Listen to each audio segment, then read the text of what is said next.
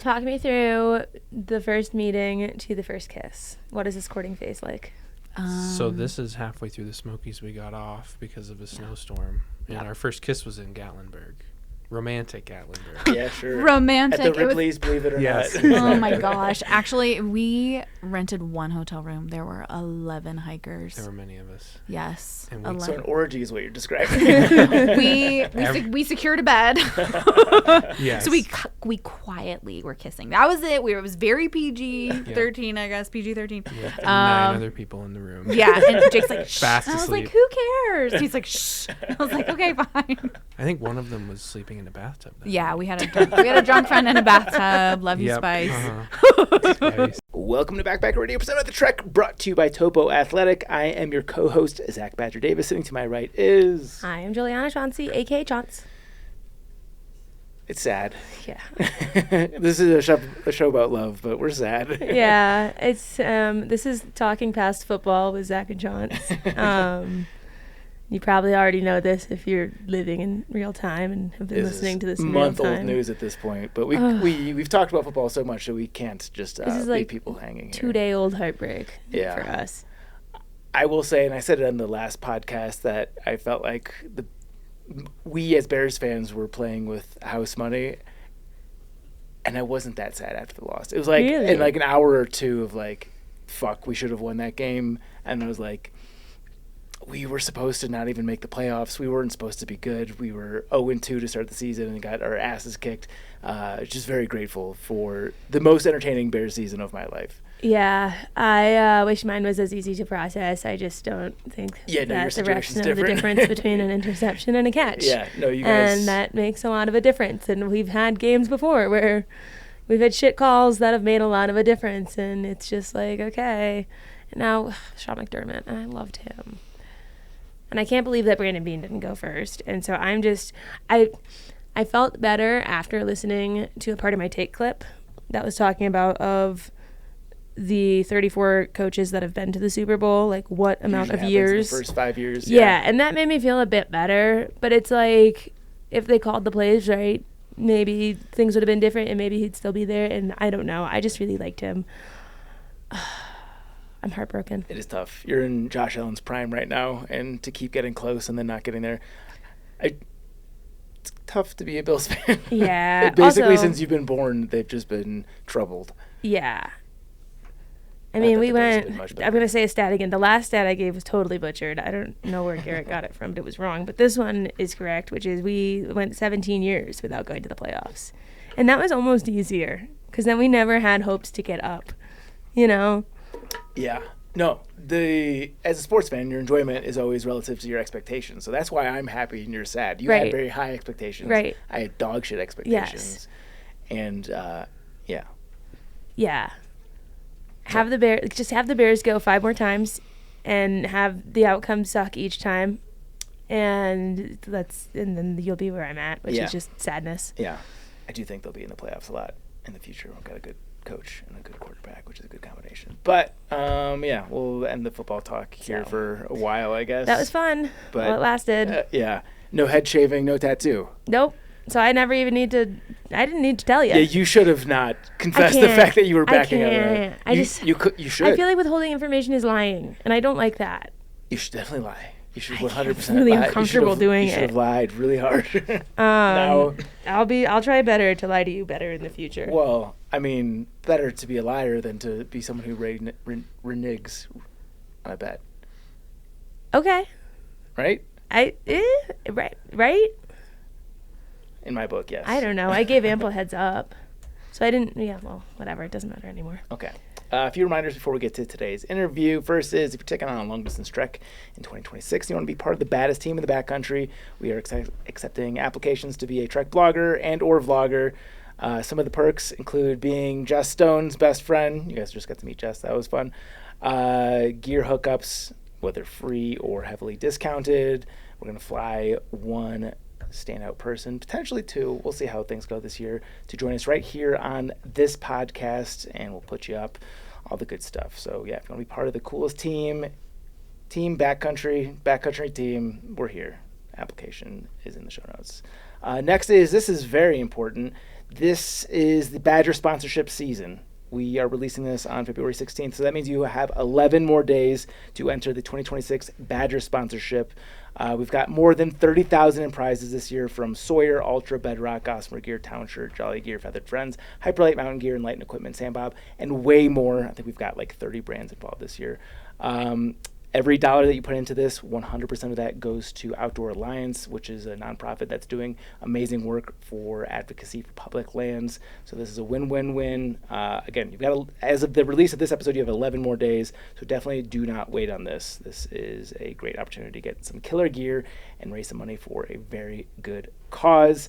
Last is, if you want to support the show, you can do so. Patreon.com/backpackerradio. For as little as $5 per month, you can get every episode advertisement free. And I'm seeing now in the Starbucks menu, an iced peach green tea is more than a month of support to your favorite backpacking podcast. Oh yeah, and it's been that way too. At Starbucks, like anything from Starbucks is not $5 US. I feel guilty every time I'm in the Starbucks drive-thru. I'm like, I know I'm just getting gouged. I could be supporting my favorite podcast instead. Yeah, a box of tea. You get 20 bags for the cost of what one iced tea is. That's insane. And they're really just using like half a cup of concentrate and mixing it with water and then shaking it twice. Yeah. So if you'll throw $5 at that, why not throw $5 at us? We should start sending a tea bag to random Patreon supporters Ooh. as compensation for not overspending at Starbucks. It's like a full reimbursement. Get your first month free, depending on how you prepare this tea. And we get to make the T-shirts that say "We teabag our listeners." Oh, that's a good one. Yep, they get those too. Yeah. So Patreon.com/backpackerradio. When you sweat, you lose a lot more than water. You're burning through sodium, potassium, magnesium, all the stuff your body needs to keep going strong on trail, thinking clearly, and sleeping well at night.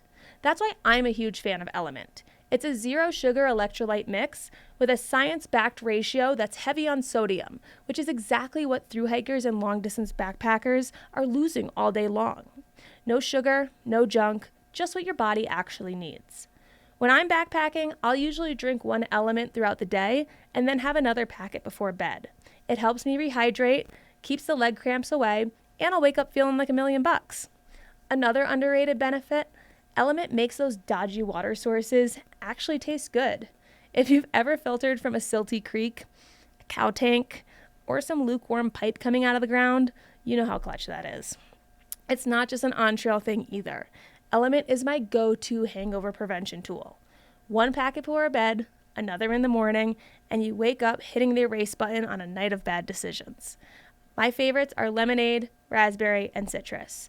A cold Element lemonade on a hot day tastes like absolute heaven.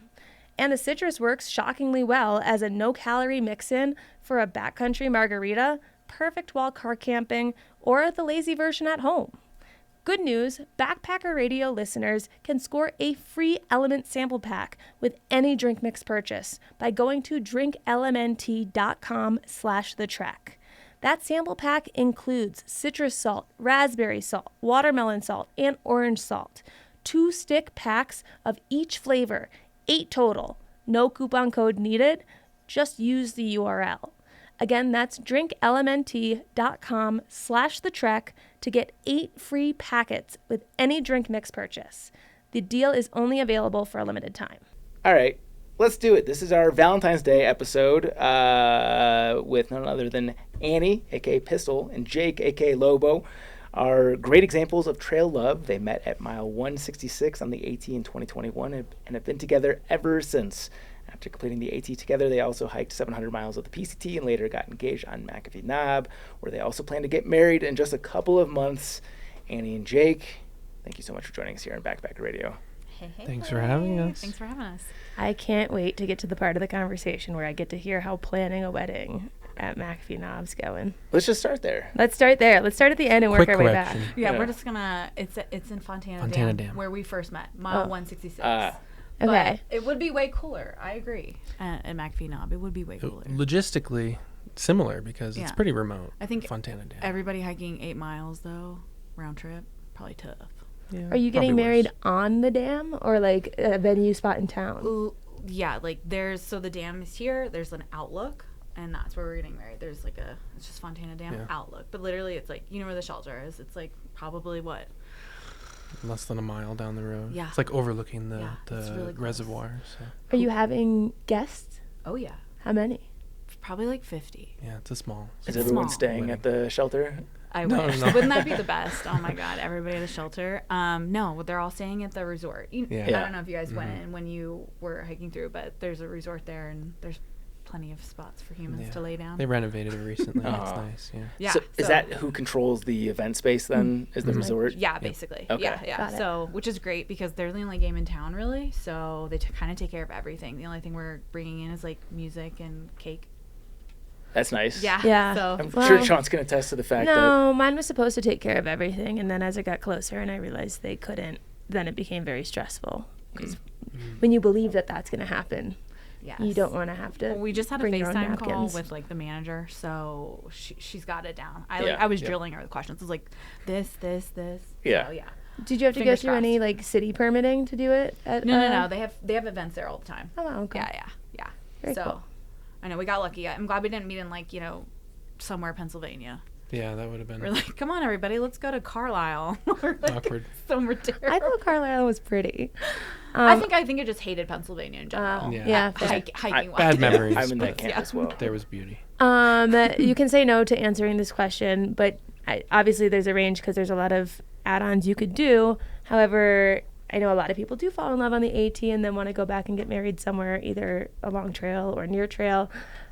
Do you know, like, just for Fontana Dam, not doing like the photo booth and all the extra stuff, roughly how much it costs? It's like so cheap. Like if you're trying to get married, go to North Carolina. It's so like the first quote was like $8,000, and I was like, what? He's from Rhode Island, so like we were like looking in New England at first, and I was like, I mean, we don't like unless they're taking a firstborn child. Like we don't have that kind of capital. Yeah. So like North Carolina is where it's at, budget friendly. That's Is awesome. the 8K just the space, or is it It's like everything, food, open bar, like. really? I might just host a party Yeah, there. dude, yeah, like I was so surprised. Now, like we have a photographer, we have a videographer, Yeah, we have and like all the a other- violinist and a cello coming to like play some music, Bridgerton vibes. But like, it's still like That's crazy. relatively cheap That's compared to like anywhere else. Tron, I anywhere can see else. steam coming out of Chauncey's Yeah. ears right now. He's like, screw you. Whatever. It's fine.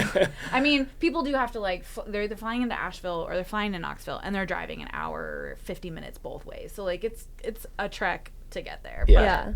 Are you doing anything hiker trash themed for the wedding? we're doing a welcome bonfire at the shelter, so At we're the gonna have Hilton. like a bunch That's of like cool. Yeah. hiker trash like food and stuff, and then just like have a bonfire because that's where we like first met. Like I was chilling at the shelter. It was gonna be a thunderstorm right before we went into the Smokies, and then Jake's crew like rolled up. I was there first. No, I was there. I swear I was there first. I mean, it was 5 years ago, so give us a break. But either way, we met there. It ended up not raining. They had somebody put a fire on, and like we just like stood outside and like talked until like 9 p.m. and everybody was asleep in the shelter, and we are like, oh, we should probably go to bed. Yeah. But You said you're doing hiker trash snacks at the reception or whatever. we're gonna go to the Costco welcome. and just raid that. Yeah, yeah. okay. We're just gonna Trail Magic bring- themed yeah, food. like I don't know, probably like Pizza and I don't know. Jake wants pizza really bad. But I'm like, I want that pizza. seems like Fair. a lot, but. You could order pizzas. Yeah, Not very like maybe formal, someone will just but- bring them. Yeah. Like Don't did they it do at, like that? all the shelters.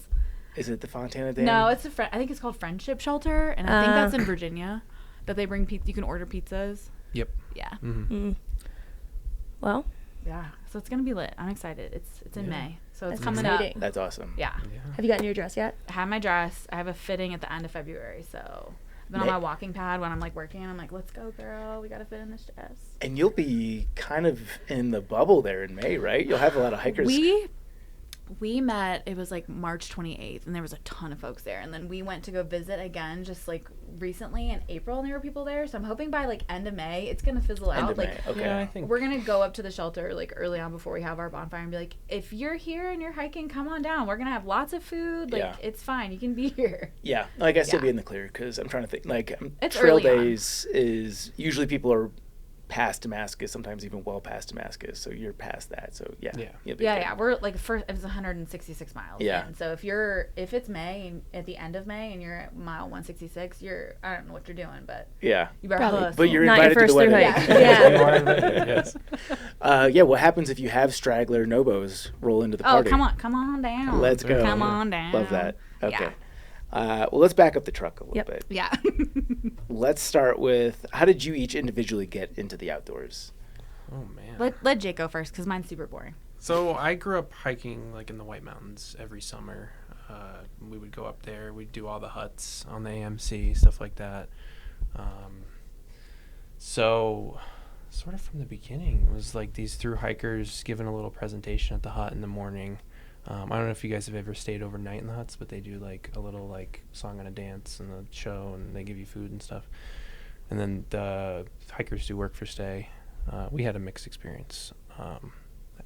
2021, right after COVID, with the work for stay stuff in the AMC huts. But yeah, so I saw some thru-hikers talking about their experience, and I was like, I could do that one day. And for the next 10 years or so, it was kind of in the back of my mind, and I did it a year-ish after I graduated my undergrad, so I was 23 when I did it. So. Oh my gosh, you were 23. Mm-hmm. How old were you? I'm 11 years older than Jake. No way. Nice. Yeah. Was that hard? When it got more serious? I think because when you're like out there hiking, like you're just doing the same thing together, like suffering together, having fun together, being dirty and stinky and gross together. So like I don't even remember us talking about me being older than you. No, Like, that was like one of the first things that you said to me, and I was like, cool. you're like, bet, babe, Sweet. let's go. Yeah, all right. Did that change as you got further along the trail? Like as you got towards the end and you had to not just think about the trail bubble, but real life and how that aligns being in different spots? I don't know. We fell for each other really hard. So, like, I knew I had already had a plan of what I was doing after trail. I had bought a short school bus, and I was like, hey, I'm going to build out this school bus and, like, live in it with my little wiener dog. Do you want to do that? He was like, yeah, let's go. So, I had already, like, planned that. The bus was just waiting for me. I'm originally from Kentucky, so it was just waiting for me in Kentucky. And I started building it out. Jake went back to Rhode Island, and we were, like, did long distance for, like, 6 months, and then I just drove that thing to Rhode Island, and we both got a job at the same place. Like the blocks just like fell into place, and like me being older never really came into play. He does play video games, and I don't understand that, but like other than that, It doesn't I think really that's stop. a universal guy thing. Yeah. I think that could be true in Oh, any I age. wish I could that. tell you it gets better, but so far no. Yeah. Interesting. Okay, let's not jump too far ahead. How did you get into the outdoors? I like my family never went camping. Like it wasn't a thing. Like I got done with undergrad, went to culinary school, didn't end up cooking, went and worked on a farm in Virginia, and Shenandoah was right there by this farm, and I would go there, just drive up and down is that still the Blue Ridge Parkway in Shenandoah? Yeah. Mm-hmm. Anyways, and then I saw a sign for the AT, and they had like a little description, and I was like, oh hell yeah, that sounds cool. And then I looked it up, and I was like, oh, I could do that. And then like 7 years flies by, I'm like down in Texas living, and I'm like, I'm dating this guy, he's awful, but he's like, I want to hike the AT. And I was like, oh my god, I've always wanted to hike the AT. So I like buy all this shit, like we have all of our stuff, and then like January, we're gonna start in March. January rolls around, and like he just ends up sucking so bad, so I break up with him, and everybody's like, wait, are you still gonna go hike all by yourself? And I was like, I don't say things and then not do them. So I was like stubborn as shit, and I was like, I have all my stuff, I don't know what I'm doing, I've never slept in a tent outside by myself ever, and I just like went for it. Hell yeah. Did he also hike that year? No, didn't hike. This guy just like, he was just kind of the worst human. You know, you like have to hit rock bottom before you like find your person. He was like my rock bottom, and I was like, I will never, ever let a man treat me like this person treated me. But it just gave me so much like female power rage to just like, I'm gonna do this thing that like girls can't go because they could get hurt, or like, are you bringing a knife, are you bringing a gun? It's like people were crazy asking me those questions about like being a like single female on the trail. Yeah, rage-driven motivation is something. Yeah, it is. So It's highly effective for getting things done. yeah, especially like I had no idea what I was doing. I like rolled up to like Amicalola. My backpack was. They're like, let's weigh your pack, and I was like, okay. They're like, okay, it's 41 pounds. We should probably do something about that. What do you got in? booze at the same time. They're like, what do you got in there, girl? They're like, you don't need this. You don't have this shakedown before I even start. Like, it was nuts, but it was great. Skyline Drive. That was going to bother me. Yeah. Thank you. Skyline Drive. Yeah. Okay, so by the way, that was way more interesting than you gave yourself credit for as to your entry into the outdoors. So, all right, terrible guy, end up doing it in spite of him. You guys fall hard for each other. I mean, the Smoky Mountains. Step back. I want to Okay. hear how they both get to the shelter. I want the pre-context, the mindsets that they're in Sure. going into it. Yeah. And then I want first impressions, but I'm not there yet. So you start hiking, walk me through the first 166 miles. Yeah, I have a very specific mindset. I think I was open to most encounters, most of anything on the AT. Is this not? Yeah, Oh, yeah, here we keep go. it. We want to hear you. And he was doing a good job assisting you. Oh, so okay, thank good. you. All right, Just- cool. she's You doing can great. like bring the it to mic, you. Bring talk it to to you. the mic. Yeah. Oh, Yeah. Yeah. wow, Yeah. look at See? Now you that. can Okay, relax. cool. Yeah, I was hiking with a solo mindset, right? So I found a tramley pretty early though, and we were really vibing really well. And then I kind of broke off around mile 160 right before Fontana, and gave myself my trail name Lobo, kind of because it rhymes with my last name a little bit, kind of because it's like lone wolf, Spanish for wolf, yada yada. It was kind of a nickname that was given to me by one of my teachers in high school, so it's kind of multifaceted. Yeah. So I kind of named myself after a lone wolf, and then the next day I met Annie. So I was like, Wait, so Hey, you I were found my pack. yeah, right. you were hiking with a group for the beginning part of it, and then the day that you left your group, you It named was yourself Lone Wolf, and and then then the day met your after. partner the day. So And you then- had that was your Literally. one Lone Wolf day. yeah. Yeah, How did was, that feel? That was it. I was like lone wolfing it the whole I didn't hike really with anybody. There was like people that I saw occasionally, but not like with a No, group. I mean, yeah, I think everyone, right at the beginning of the AT, people really want to prove themselves. So we were kind of trying to push bigger miles and yeah, that was do, not me. between 15 to 18 miles a day. What made Absolutely. you So- split from the group? I think I was just trying some independence for, a brief moment, right? It wasn't really anything that kind of pushed me to split from them. We ended up hiking with them for a while after that was our tramley. Yeah, until at least mile 500. Yeah. Yeah. So you were stag for 24 So hours. I was a stag for Yeah. 24 hours, and then I met you. I actually didn't even know that part. I didn't know that you left like that little group and I like walked ahead. I didn't leave them They thinking, ended up oh, I'm going to being leave at the them. shelter that night anyway, so it Yeah. wasn't like you left them But like I spent a night alone. away Yeah. from them, and Okay. gave myself the name, and then found Yeah. you. So Nice. that was kind of my mentality. Was any part of you like, oh shit, I was just in this mindset of doing things by myself, and now I don't want to do that anymore? I mean, like I said, I was kind of open to anything, so maybe a little bit. I was young, 23, so I was kind of like wanted to do things my way on my own, and it took some getting used to, but yeah. Yeah, we'll get to it. There were like We'll get points to it, where yeah. he was like chasing the tramley, our tramley, and I was Uh-huh. like, I'm not doing 24 miles. Listen, this old body's not going to do it. I don't want to run. Like, I'm here to enjoy this. Like, you're going to have to pick. It's either the tramley or me, brother. Like, what's happening? That was Like, one of the we'll big- see them when we see them, but I don't think you ever gave me an ultimatum like that, but there was I'm a crier. I was probably just like, there was don't you want to be with me? there was a realization for sure that was like these Yeah. people that we've been hiking with for 3 months at this point. Yeah. It's a great group of people. It's a great family, but they want to go at a different speed. And now I found this person that I love, and obviously, she's the one that I'm When gonna did stay we with. say I love you? I'm trying to Oh, don't remember. get ahead of ourselves, guys. We need to talk about the Oh. first moment. Okay, first Tell moment. me who wants to tell their side first for when you saw the other person and what you felt. Well, I thought Lobo did a really good job giving the context of where he was Oh. before their interaction. Mine's quick. Yeah, My I want context, that my context is part. like, I was like in bliss. I was like, I had never been out in nature like this. Like, I was like loving every little like burbling creek, like little, just like everything. I just love the smells. Like, I love the monochromatic like brown of like starting in March where like there's no green, there's all brown, and like getting like the weird tan lines from your trekking pole straps. I was just like loving life, and like everybody was so nice. And like day 3 we ended up going to, I think it's called Above the Clouds, it's a hostel, and that's where I got my trail name. So the hostel owner, Lucky, there was like a bunch of like retirees, like old guys giving like all the kids like a hard time. Like we hiked, you know, in the snow, it was up to our knee, you know, just like giving us all a hard time. But I was like giving them a run for their money, like around the dinner table, just like being respectful but also being sassy, because that's me. But and the next day he was driving us back to, I was like, you know, he's like, you're sweet but you're a pistol. I was like, perfect.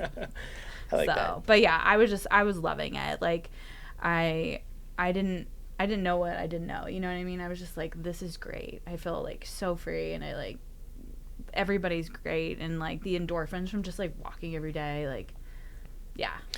You also mentioned that you had like no outdoor experience prior to getting on trail. Oh, for sure. Did you have any monumental fuck-ups in the first week or two? I mean, I was the girl that was, yeah, like I almost lost both big toenails. Like this is like, I did so much research, but was still like a worrywart. So I had my boots.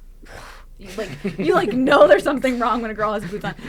I also had my trail runners strapped to my backpack. I was like, just in case my feet get wet, I got my trail runners too. It was like so bad. The 40 pounds is making sense. Yes, now. it was really bad. And so when I got to, I did another shakedown where I got to Above the Clouds, so like 3 days in.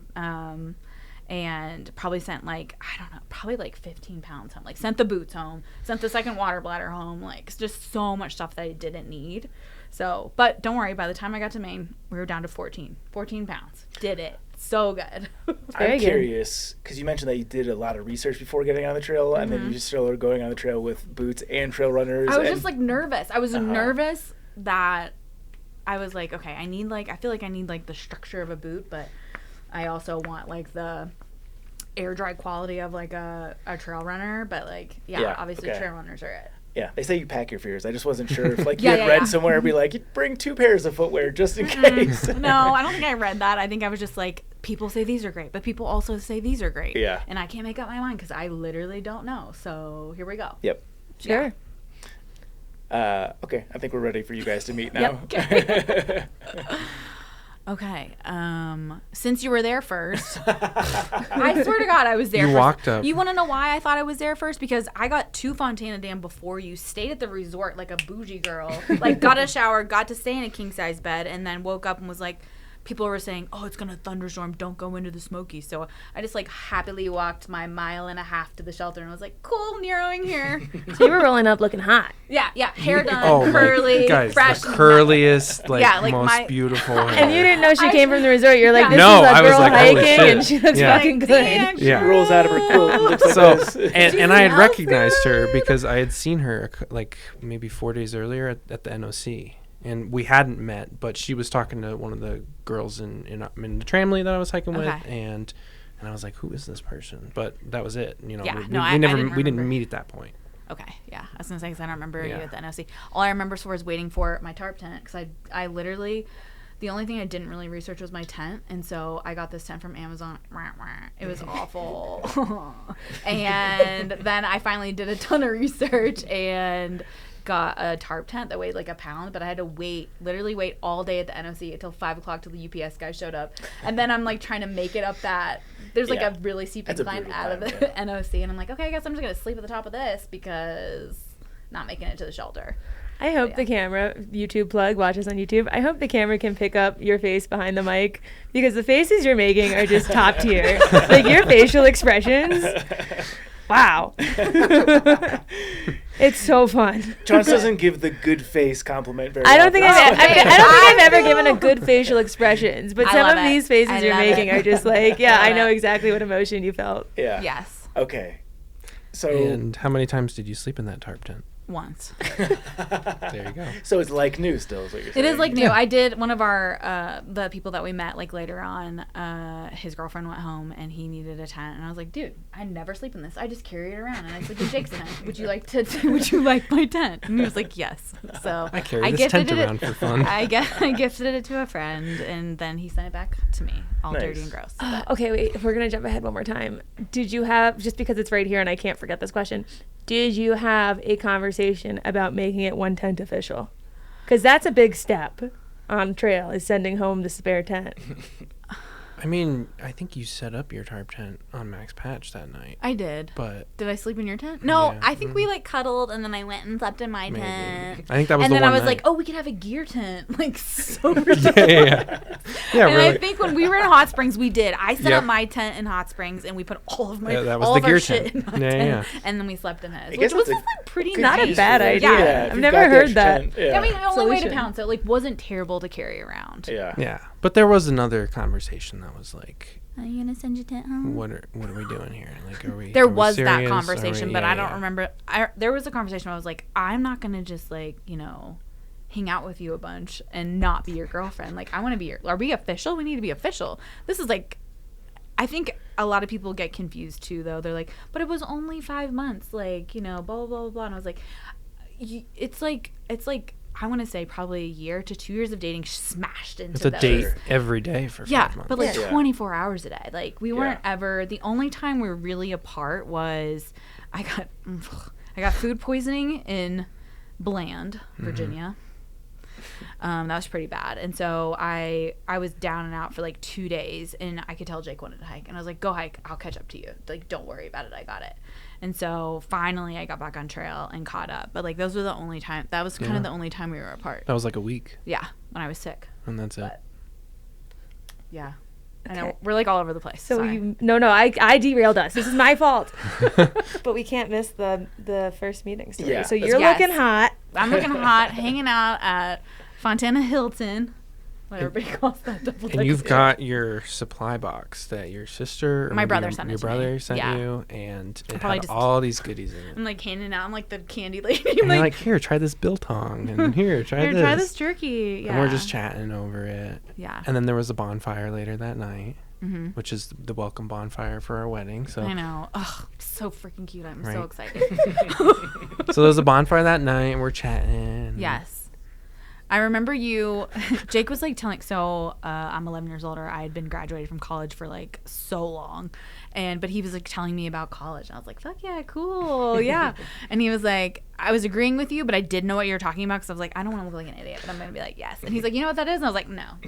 I was like, yeah, I worked in a makerspace, and you were like, Uh-huh. It's like, do you know what a makerspace is? And I was like, What is a makerspace? yeah, tell It's us like what a with makerspace. 3D printers and stuff and laser Yes. cutters. Yeah. Yeah. And So then you were being very sweet. I was. There were some obnoxious dudes at this bonfire though, which was kind of a bummer. He was like playing terrible music. Do you remember that guy? Mm-hmm. I can't remember his trail He name. was even younger than I was at the Yeah, time. And but he was like belligerently drunk and just like playing Yeah. terrible music. bad, And then bad vibes. bad vibes for sure. And But- then yeah, but good we vibes. just and yeah. then- yeah. we just talked the whole time. So we It were was- just it was chatting. it was also a full moon that night, which was cool. I got like the star chart. I don't know if you guys have seen those, but I got the star chart of the night we met, and it's a Ugh. full moon. And so you just like send in the coordinates of where you are, like the longitude and latitude, and they'll send you the night sky of that night. Are you an astrology girl? Not really, but I'm a Okay. Cancer. It was a full moon that If night. anybody, it was a full moon. think, It was. It right? was. Lone Yeah. wolf on a full moon? I was going to Wolf. say, there's a wolf connection here for Right. sure. Yeah, and then we talked and talked and talked, and then it just dissipated. All the people were gone, and there was just me and Jake. And that And one then- guy listening to music. No, he left. He finally left. I feel like he passed out or something. Probably. He was like gross in the shelter. Yeah, and then we were just standing there. There's like a little fence, and I remember us standing super close, and then you got like really close to my face, and I was like, we should go to bed. Like I got nervous. I wasn't trying to make a move Yeah, or anything. it's I just fine. think It's it just fine if you it was were. dark. My so I hair had was to, looking I couldn't real see you. good. You smelled good. Yeah. I cut so- my hair super short before I got on trail. I was like, I don't want to deal with it because I have super curly hair, obviously, and so it was probably just like a whoosh. Yeah. But yeah, that was the So first you night. weren't And then trying to make the move on the first No. night? he was, but Was he not. did put his sleeping pad right next to mine. Ooh, So share and a that little and that was like a overnight running warmth. that was a running theme. I Like think that we happened went every night after that. Yeah. Yeah, because we went into the Smokies, terrible weather, like ice, snow, freezing cold in the Smokies. Yeah. Like they closed. We had to go into Gatlinburg. Shoes frozen. Yeah, socks frozen. Solid. Like Did my first 15-mile day in the Smokies. I was proud. Yeah. Were you trying to keep pace with someone else in the area, or is that I mean, just it worked yeah, out no, that way? I was like, yeah, we were staying together. Yeah. Yeah. So was that communicated or was that nonverbal? It's just I was like, so I was playing it safe. My safety, 2 pairs of shoes. And so I was doing like 7, 8, 10 maybe. But then like I started hanging out with these like young kids, and I was like, all right, let's go 15 miles. And then out of the Smokies, we did 23. We got to Bear's Den. Yeah. It was like 11:30 at night. It was my first night hike. I was like a little mad, but also just like wanted to be in a bed. And I was like, okay, this is fine. But yeah. Talk me through the first meeting to the first kiss. What is this courting phase like? So this is halfway through the Smokies. We got off because of a snowstorm, and our first kiss was in Gatlinburg. Romantic Gatlinburg. Yeah, sure. Romantic. At the Ripley's, believe it or Yes, not. exactly. Oh my gosh. Actually, we rented 1 hotel room. There were 11 hikers. There were many of us. Yes. And 11. So an orgy is what you're describing. we secured a bed. Yes. So we quietly were kissing. That was it. It was very PG-13, I guess. PG-13. With 9 other people in the room. Yeah. And Jake's like, shh. Fast I was asleep. like, who cares? He's like, shh. I was like, okay, fine. I think one of them was sleeping in a bathtub. That Yeah, night. we had a drunk friend in a bathtub. Love you, Spice. Spice. What sort of finagling did you have to do to secure a bed in a situation where someone else is sleeping in the bathtub? Well, I don't think There was a wanted lot. to be. There was a lot of people I brought. So I like wanted them to all be my friends, right? Because I had just met them. Like basically, we were in the Smokies for what 2 days together, all of us as a group. And I was like, I'm gonna go buy like 5, 6 pizzas from like there's like a pizza place there, and I was like, I'm gonna get these pizzas, and then they're gonna love me. And so If you buy pizzas, you get a bed. That's yes, I walked in with like 5 boxes of pizza, and then I got a bed, and then obviously Jacob sleeping in the bed with me. So Obviously. yeah. Because we had been sleeping next to each other every We night had. in the shelters. Yeah, everybody could tell. We were smitten. We Yeah. were smitten for sure. It was brewing. So quiet kissing in a very crowded hotel room. Yeah. Yes. Not the greatest, but also a good story. Yeah. So you have to focus on closed mouth kissing if you're trying Yes. to. Because if Closed you go mouth open kisses. mouth, you're getting the slips. Yeah, I don't no, care how yeah. quiet you're trying Yeah. to be. Unless, I like, mean, you're it was going late slow at night and motion. everybody had been drinking. Like, we went to a Right. karaoke. Well, there was like a drunken karaoke Oh, God, situation. Yeah, so he was worried. I was not. Yeah. What happens when the sun rises and there's 9 sets of eyes on you? Well, it was a queen. It was 2 queen beds. So there was somebody else. so there in was that- another couple. Another bed. So it wasn't Yeah. weird because everyone knew where everyone was sleeping. Yeah, exactly. Except for the one guy in the bathtub. But There's no like, has it happened yet? Come on, I would be pulling you to the side and being like, oh my god, did you guys kiss last night? I don't know if anybody did that to you. If any of the guys were like, "Yo, dude," but I wasn't like super duper good friends with all the girls yet. You know what I mean? Like we weren't like, "Hey, like tell me all the things." But Tell like, me more. Tell yeah, me more. yeah, the next exactly. morning. No, wasn't, I jump on the bed with them. Yeah, that hadn't happened, but yeah, I don't think anybody was as invested in our relationship as we were. People were like, "Oh yeah, they're probably really." yeah. They're probably. And also, there was another couple in our group. They had like That was Steak and- their courting period as well. Was yeah. Gatlinburg. So there was another couple, Steak and Scout, and they actually got pregnant at the end of trail. Their baby's so sweet. He's like 5 now, and they had their wedding in Maine Does the last kid year. have last year. a trail Outdoor related trail name? name? He might have a little trail name. His name's Oshin. He's really sweet. Oshin. Yeah, Yeah. but I don't think he has a trail name yet. no. They did take him on the El Camino. Mm-hmm. Super cute. And we have 2 our separate family. I was going to say they Yeah, we also have got 2 married and have kids. Yeah, lots a of kid. love Damn. our Yeah. year. And Mating 20, season or something. 2021, Yeah. lots of couples, lots of people that we met that were in our family that are now married and have a family. Mm-hmm. This might be a stretch, but I'm curious. Is any of this like the rebound from COVID? Like, I feel like COVID's obviously very tough as a single person. You weren't single. I wasn't. But Sounded just like like, it was tough for you too, either way. Oh, yeah. yeah. It was a learning moment, you know? You got to just be like, that, I learned so much. Yeah. Thank you. Maybe it's just the normal dynamics of the trail, but maybe there's something about like people being It might have their been. cages. I wish we, you know how you guys did the numbers like for this year and how there's like you could see like a dip and like the different people hiking. I wonder if we had any data for 2021. I feel like there was a lot of people For sure. for 2021. Do you put hookup questions on the survey? No. Oh my God, you should. Yeah. Did you hook up with anyone on trail? Do you have Would a partner like from trail? A Did you backpack go in- radio condom? Well, did you go into the bag. trail with a partner? Did you come out of the trail with the same partner? Yeah. Did you go into the trail single? Did you come out of the trail with a partner? No, we do have those questions because I think we actually talked about that on previous Trek propaganda, but not to like the level of detail. Oh, I you think should that just would like throw one satisfy. in there to see who's paying attention. Where it's like, how many people did you bang on trail? Yeah. How much unprotected sex? I think you could get some really good stats. Tell us all about it. You could get some really good stats, Zach. Missed opportunity. Yeah. Okay, so you guys kiss in Gatlinburg. Yep. What's like the next level up in the relationship? Because that's just a fling at that point. That's just a fling. I think the next level up is getting out of the Smokies, doing our first 20-mile day, Yep. and then Bears Den. Bears Den. Yeah. Bears Den. Magic happens there. Mm-hmm. Magic. Magic Fireworks happens magic? there. Yeah. Okay. Yes, yep, magic happens there. I was gonna tell the shower story. So the shower I was at gonna say, Bears do you Den- wanna wanna tell tell the the shower listen, story? Jake was Let's not. go. Jake was not involved in the shower story. It was like I don't know what's happening at Bears Den. If you've been there, you know like the shower situation is like you're either getting scalded or you're freezing to death. And I was just like trying to shave my legs with like the one razor blade razor that they had there from like their like crappy little store that they have.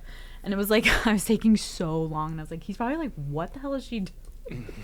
I was like, "Are you okay?" I think I went in to check on you. I at don't one think point. I don't remember you coming in, knocked. but I remember like coming back into the room and you were like, what happened? And I was like, this shower really sucks.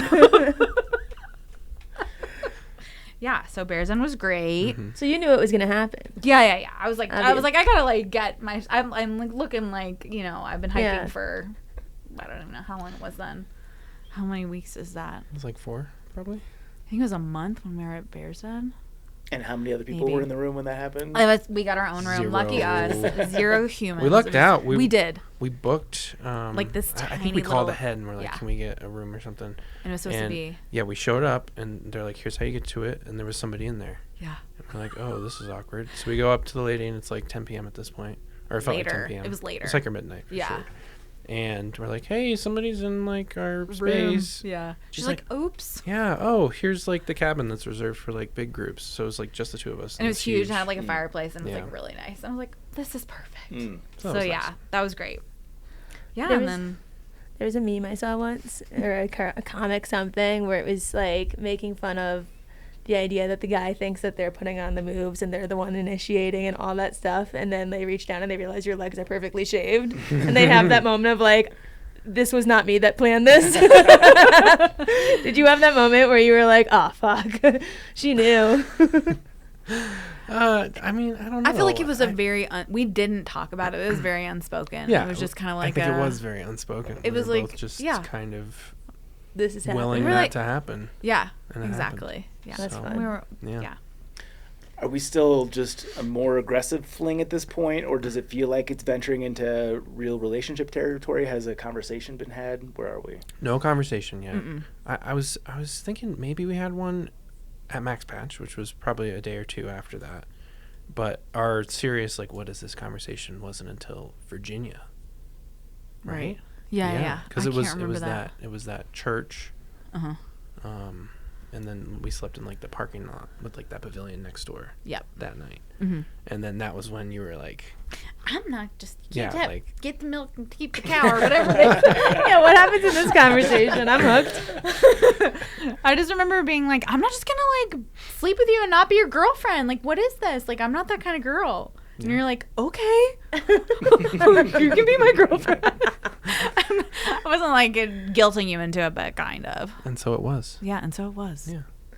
I'm a manifester, friends. That's what I get to do. I'm like, I'm gonna be on the Trek podcast one of these days, and then boom, Here we are. We're here. So yeah, manifesting. But yeah, and then after Virginia, we did our first marathon into Damascus, and that was great. Why do you guys think you vibed out so hard so quickly? What is it about the other person that it was just such an instant hit? You were so confident. You were Really? so you were That's so really sweet. I'm like, I didn't know what the you fuck were I was so doing. decisive and you were so confident. Really? Yeah, that's what I liked. I was just like, he's got some pretty blue eyes. He's real nice. You were just so sweet. Like, I think I was just used to like just garbage dudes. And I was like, he's like wholesome. He's sweet. And he's also out here doing this crazy thing that I'm doing. And I love that. So we must have stuff in common. Yeah, because yeah, we're yeah. both equally crazy Yeah. because we're hiking. Hiking. Normal know, it was nice just- guys owe such a debt of gratitude to the douchebag idiot assholes. Just by comparison, we win because we're not Yeah. fucking maniacs. Yes. Yeah, yeah. You're just not an awful human being. Yeah. Yeah, I don't know. Just be It was nice. just, and also it was just kind of like that, like a something you just like don't know, but you know, you're just like that person. I like love being around you. You bring out the best in me. Like we're always laughing, we're having fun. I think being on the trail and having those endorphins every day and like having that challenge, like I think I was a little nervous at getting towards the end. Like what's it gonna be like when I'm not doing this? And I think Literally my I'm- next question. Yeah, I think I missed the trail, but like we still did great. Like we were always on FaceTime together. Like I was glad to be home because I have a little dachshund, and I missed my dog so much. So like, and we had a plan. Yeah, Like, and I think the fact that we moved into a school bus together kind of kept the campy vibes a little bit. yeah, from tent to school bus. So from like So it wasn't 5 full. square feet to 75 square feet. It wasn't full jump to corporate. It was jump to 75 square feet. Yeah, But you're also commuting into Boston 3 days a week. So yeah, we both got corporate jobs right after, so that was like not great for bus life. I mean, Massachusetts just doesn't hit the same as like if you're in your van or something like out west. Yeah. But we made it work. We'll say I'm not too familiar with bus life. Like I know conceptually exact same thing as van life, but Totally. It just is a school bus. Yeah. And it's short. So it's a short school bus. It's basically a van. It just has a little bit more windows and kind of like a more roundy shape on Yeah. the sides. But it's basically a van. Yeah. why do more people not do bus as opposed to van? I think they think it might be harder, but literally the van was $7,500 on eBay and it runs like a champ. Like it's great. I mean, it does guzzle gas, but I think a van does too. anyone right? over 5'8" too, like really appreciates the extra headspace Sure. in a bus. Yeah. I've been in Sprinter vans and they're kind of tight. Yeah, it's a little bit wider. We had a queen size bed in there, like Do an you have a 8 photo of it? I want to see. I don't have my phone with me, but I will Okay. show you. Yes, Yeah, it's okay. cute. We call her June Girl. She's green. She has an AT plate. Nice. She's a cutie. Cute. Yeah. How far into the trail were you when you started discussing what the plan was for after trail? I mean, I knew about the bus within 2 hours. Of So meeting me. I was telling that, everybody. that was I was already stoked on the bus. I have a bus. that was already in the back of my Guess mind. what I'm doing after this really cool thing that I'm I already was like, doing? Annie's got her bus, perfect. But I mean, I don't know. Probably like once we got into New England, we really started like being like, hey, like, are Well, we we gonna didn't finish the even bond? talk Like, are about we gonna build Harper's it out? Ferry. I Ooh. met Jake's parents in Harper's Ferry. that was They came the- to visit Harper's Ferry. They were so cute. We did another marathon into Harper's Ferry. Yep. I mean, like my feet, I cannot tell you how bad my feet were hurting. They got an Airbnb that had stairs to go up it, and I was just like, But it was I like an old. we will meet you there. building. We'll meet you at the top of the stairs. But it was we cute. were struggling up those stairs. Yeah. And down. We probably looked terrible as well. We had Yeah. the hobble. The hobble was real then. Yeah, sure. And so that was a big step. Met his parents. Mm-hmm. How is that for you going into meeting the parents? I kind of just had to like go with it because we had just hiked 26 miles. I was disgusting. I probably looked like just death warmed up, just like dirty and stinky. And they like were so cool. There wasn't anything but pizza in town, so they got pizza and they brought a bunch of bakery stuff from Rhode Island that Jake really liked. So yeah, that was great. We had a lot of Part fun. of you that was worried just about the age difference and their perception of that.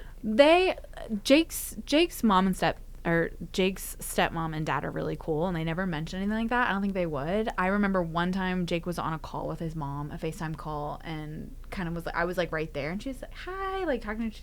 I dated an older guy once. It didn't really work out, and I was like off screen. I was like,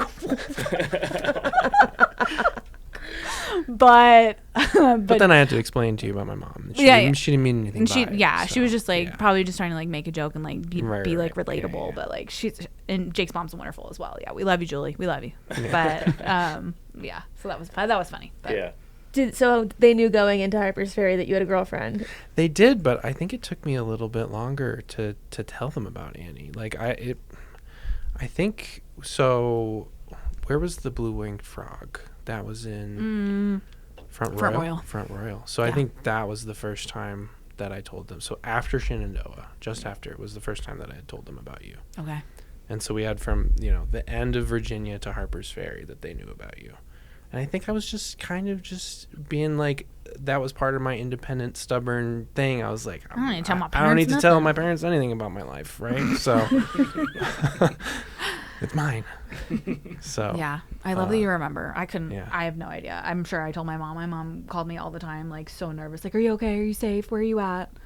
I didn't have a Garmin at that time. I just had like the Garmin watch and like, but I feel like it's so much easier on the AT to get away with not having a Garmin than on the PCT. Like there's no way I would ever try to do that. But yeah.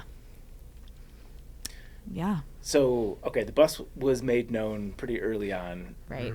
At what point are you having the serious conversation of like, I want to get in the bus and live. I want to live in my bus. I'm gonna ride this bus. I was always into that idea. Yeah. So it wasn't like a serious conversation. It was always just like, oh, like this is what we're doing after trail. Like obviously we're just hanging out after trail. We're boyfriend girlfriend now. So exactly. Like there was no question. There was no bus. like the down to brass tacks. Like what's happening? Where are you going to be? Where am I going to be? Like I was just like, I have to go back to Kentucky. I have to start this build. Yeah. I'll do as much as I can with my brother and then drive it up and we'll finish it. His dad owned a hardware store at the time, so really worked out for us in that situation. And then, we moved into the bus. I think it was July. It took us 10 months to build it out. Yeah, a little longer we were a month or two late. Yeah, but it was like July 2022 that we moved in to the bus. Yeah. Sure. Yeah, and then we both got a job at the same place, 3D printing place. And then we just drove. Both in sales, correct? Jake's in sales. I'm an executive assistant. So. Got it. Okay. Yeah. And then we just drove around Massachusetts for the summer. Yeah. And then the hard part was the winter. Living in a bus in Massachusetts in the winter is tough because all the parks are closed. They close every single one of them. So we kind of had to find a spot where we could just like hold up and had electricity. So the first year was like this not so glamorous parking lot that was gated and locked and lit. So like we were safe, but it just like wasn't fun. And then the second year we found this family who had like space in their like side yard. And they let us stay there, and they were so sweet. That was when we were gearing up to go on the PCT, but yeah, good times. Surely you guys must get sick of each other, because through hiking, it's not difficult to be like, we'll rendezvous for lunch, like I get a few free hours. I imagine working for the same company, living in a bus is like even more, we're in our space, in each other's space all the time. I think that same company was more of convenience because we had our dog and we could bring her into the office too. Yeah. And I was all. So this was an in-office job. This is not a remote. Well, correct. 2-3 days a week. I mean, we'll call it hybrid, but we would go in and then Jake would just be at his desk, like on the phones all day long. Yeah. I'm like around. I was taking care of running around 3 campus, executives. Right? I didn't really have an office. There's two different buildings that people were in all the time. So like I would see him for lunch, but then the rest of the day, like I wouldn't see him unless he's like just walked by the desk like that or something. I just picture you guys trading calls inside a bus, being like, that's tight confines. Yeah. No, there were calls. Yeah, we were definitely trading calls in the bus sometimes when I had to make calls and you were like on a meeting or something like that. That but I like when you're an executive, you create the schedule, so I made sure I didn't like have anything overlapping when he for sure. But it seems like what I'm gathering from the conversations had before the trail ended about after trail life topic is that you really didn't need to have many of those clarifying conversations because A, they came up naturally in progressive ways, and B, you guys both felt so confident in how the other person felt that you didn't wonder if it would work after. That being said, that's not the case for a lot of people that go through a trail relationship. What kinds of things in that last part of the trail, like let's say the last third of the trail, would you say are green flags or red flags for a couple that has hiked the trail together and is facing what's going to happen after? Ooh. That's really good. Ooh. I think it's all about conflict management too. Like we would definitely, it's not like we're just like happy-go-lucky kids in the forest all the time. Like we definitely got in fights where I'm like, and it was always fights about distance. It would always, Jake would always It's be always like, mileage. yeah, let's go 20, let's go 24. And I'm like, no, like I don't want to do that. And I would like put my feet in and like not. And he's like, okay, well I'm going without you. And then I would be like so upset that I'd have to say. Which only happened once or twice. Right. Yeah. Well, But keep the record clear. Happen. I mean, yeah, as long as you can like, yeah, conflict management. Like if you can just like, let's say you guys disagree about something, but you can like, you know, still support each other. Like Jake would hike ahead 5 miles and then my ass would just get up early and meet him at wherever he was. Not going to say, hey, wake up. It's time to go. I think a red flag to look out for is like, are you guys already talking about your lives? Like, are you returning back to your lives? Do you live across the country from one another? Right. Like, what does that look like? Is the person that you're, you know, potentially in love with thinking about incorporating you in their life at all? Yeah. Life at all? So. And I was like, I had sold everything. So like I sold everything. I bought the bus and I went to hike. And like whatever happened after that happened. You know, like I didn't have a plan. I was just going to do bus life and like figure it out. And so, I mean, moving to Massachusetts was never in the cards, but it happened, you know? So. Yeah. So we kind of met in the middle there. Yeah. Because you wanted to do like bus life out west. And I was like, I have a job. You could have a job here too. You're like, guess what they're hiring? Yeah. So it just kind of worked out. It did work out. Yeah, and then we just got really excited about, I guess, hiking the PCT. Mm-hmm. Yeah. We went from one hike to another. You know how that happens. Where you're just like, I miss it. I want to go back. Did the relationship get harder after the trail? Like once you're able to finally get in the same location, I know this happens a lot where like the trail life is so incredible. Like you mentioned the endorphins, like you're just riding those endorphins the entire time. And then you're thrust back into the real world after the trail. And sometimes that can cause friction for people. Did you guys experience that? I think we just learned more about each other and the little things that, you know, like I need like the space that I need when like we go to like a party or something. Like the day after I'm like, oh, I need to be a turtle. Like just leave me alone. I don't want any interaction with introvert folks. Versus extrovert in real life. And Jake's like, it fills my cup. Let's go talk to people. And I'm like, oh, I'll stay home with the dog. Stuff like that. But like, yeah, I think just I think we're learning more like year 5 than we did because we were just so busy. I felt like we were so busy with work and just like those 2 years in Boston were just I mean, when you're in the bus and you have to move they have a rule in Massachusetts state parks where you can only stay for 2 weeks max. So we made 2 different state accounts, and so like it would be like me making a reservation for 2 weeks. We'll go like across to another one and then come back to that one and stay for another 2 weeks, and we did a loop like that. But like we were always thinking it was like lots of logistics when living in the bus. 4 hours a day commuting to that wherever we were. Yeah. So we had a lot of driving. So the only time we ever got in fights was during traffic. Because Boston traffic's fantastic. But yeah. So this is like, I mean, we've been in Roanoke for like 2 years now, and those have been the 2 years that we've actually lived in a house with each other. Real bathrooms and stuff. I have a question. Yes. I want to make this, Chauncey is good at this, making this more advice oriented. So somebody hiking the AT this year, and Pistol, I want this from your perspective, because oftentimes there's so many more guys than ladies on trails. It's tough to be in a situation where you're courting the woman, just a numbers game. A fella listening to this, what advice do you have to him to court someone in his group? Like, what do you think that Lobo did well? Or was it just purely pheromones? Like, I was just attracted to him, and there's tough. There's no X factor. I think listening, asking questions is always good. Just being kind and sweet. Like, that's hard because I feel like we just had like this instant attraction. Yeah, we kind of got lucky in that regard. But someone who's courting someone else. If you're gonna hike this year and you see a lady that you're like, man, she looks like the one.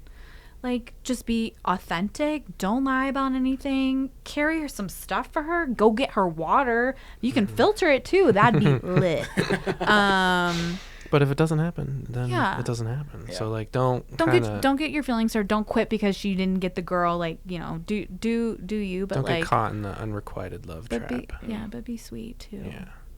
Filter her water. She'll love that. Yeah. Yeah. Okay, scenario shift. Okay. Someone's found their boo. Yep. They're getting close to the end of trail. Now that you guys have made that transition, do you have any advice for somebody translating the love from on trail to off? It's all about communication. Just Yeah. keep communicating. Tell me how you feel. Like, you know, if you're like, I don't feel the same way I did, like, have those hard talks, because if you don't, you're going to end up being in a situation where you're really, really unhappy. Yeah. I think we both got lucky in that we had post-trail depression a year apart from each other in different ways with different outlets for that. You mean like the 6 months we did long distance? Mm-hmm. Yeah. I was just like walking around my neighborhood like, what am I doing?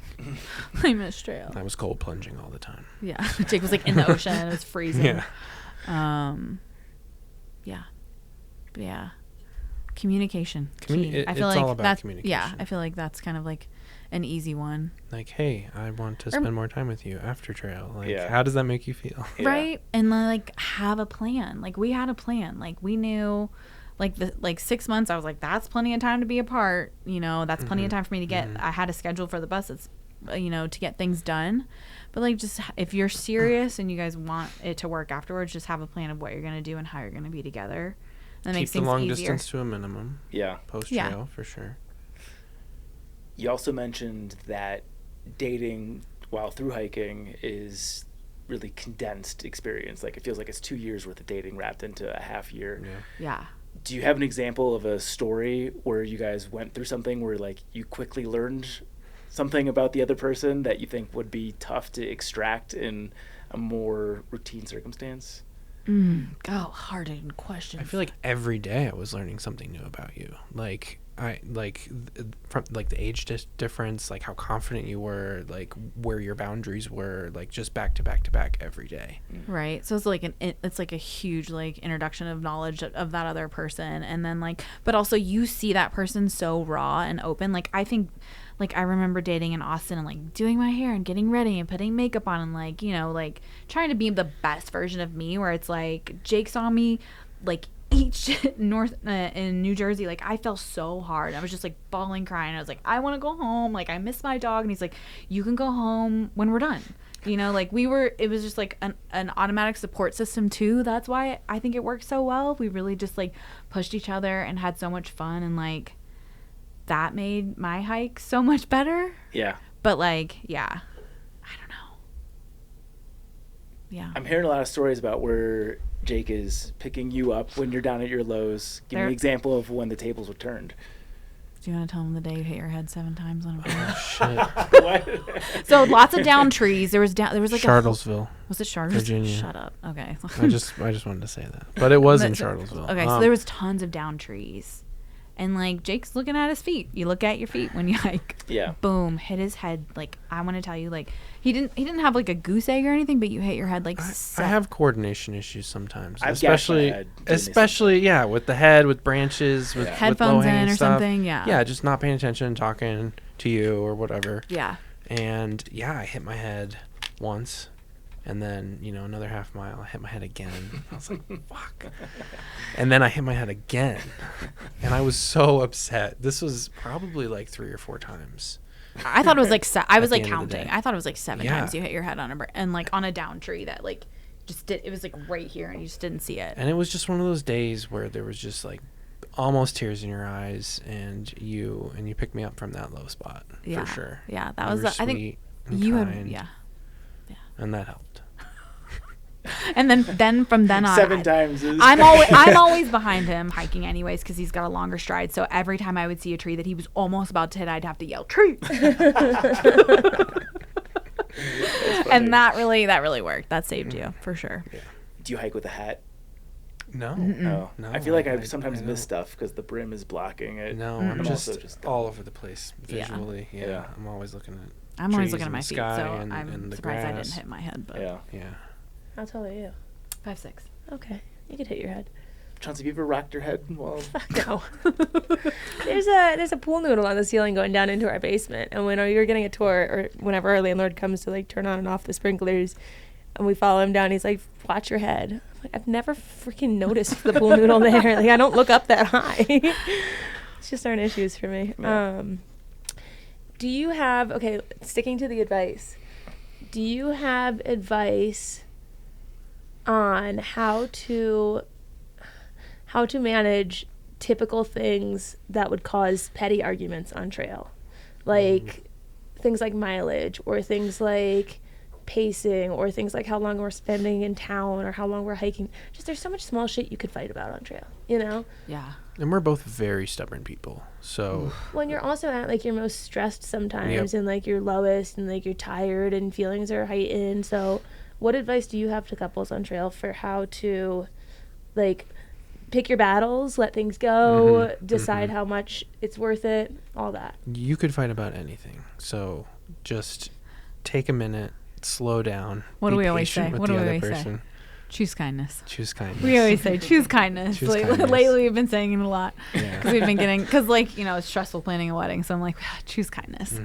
Choose kindness. Yeah. I mean, that's because the at the end of the biggest day, like if you're in the same position that we were in, like that's your partner, that's your support system, that's the person that's going to pick you up when you're having a bad day. So like, you know, be flexible.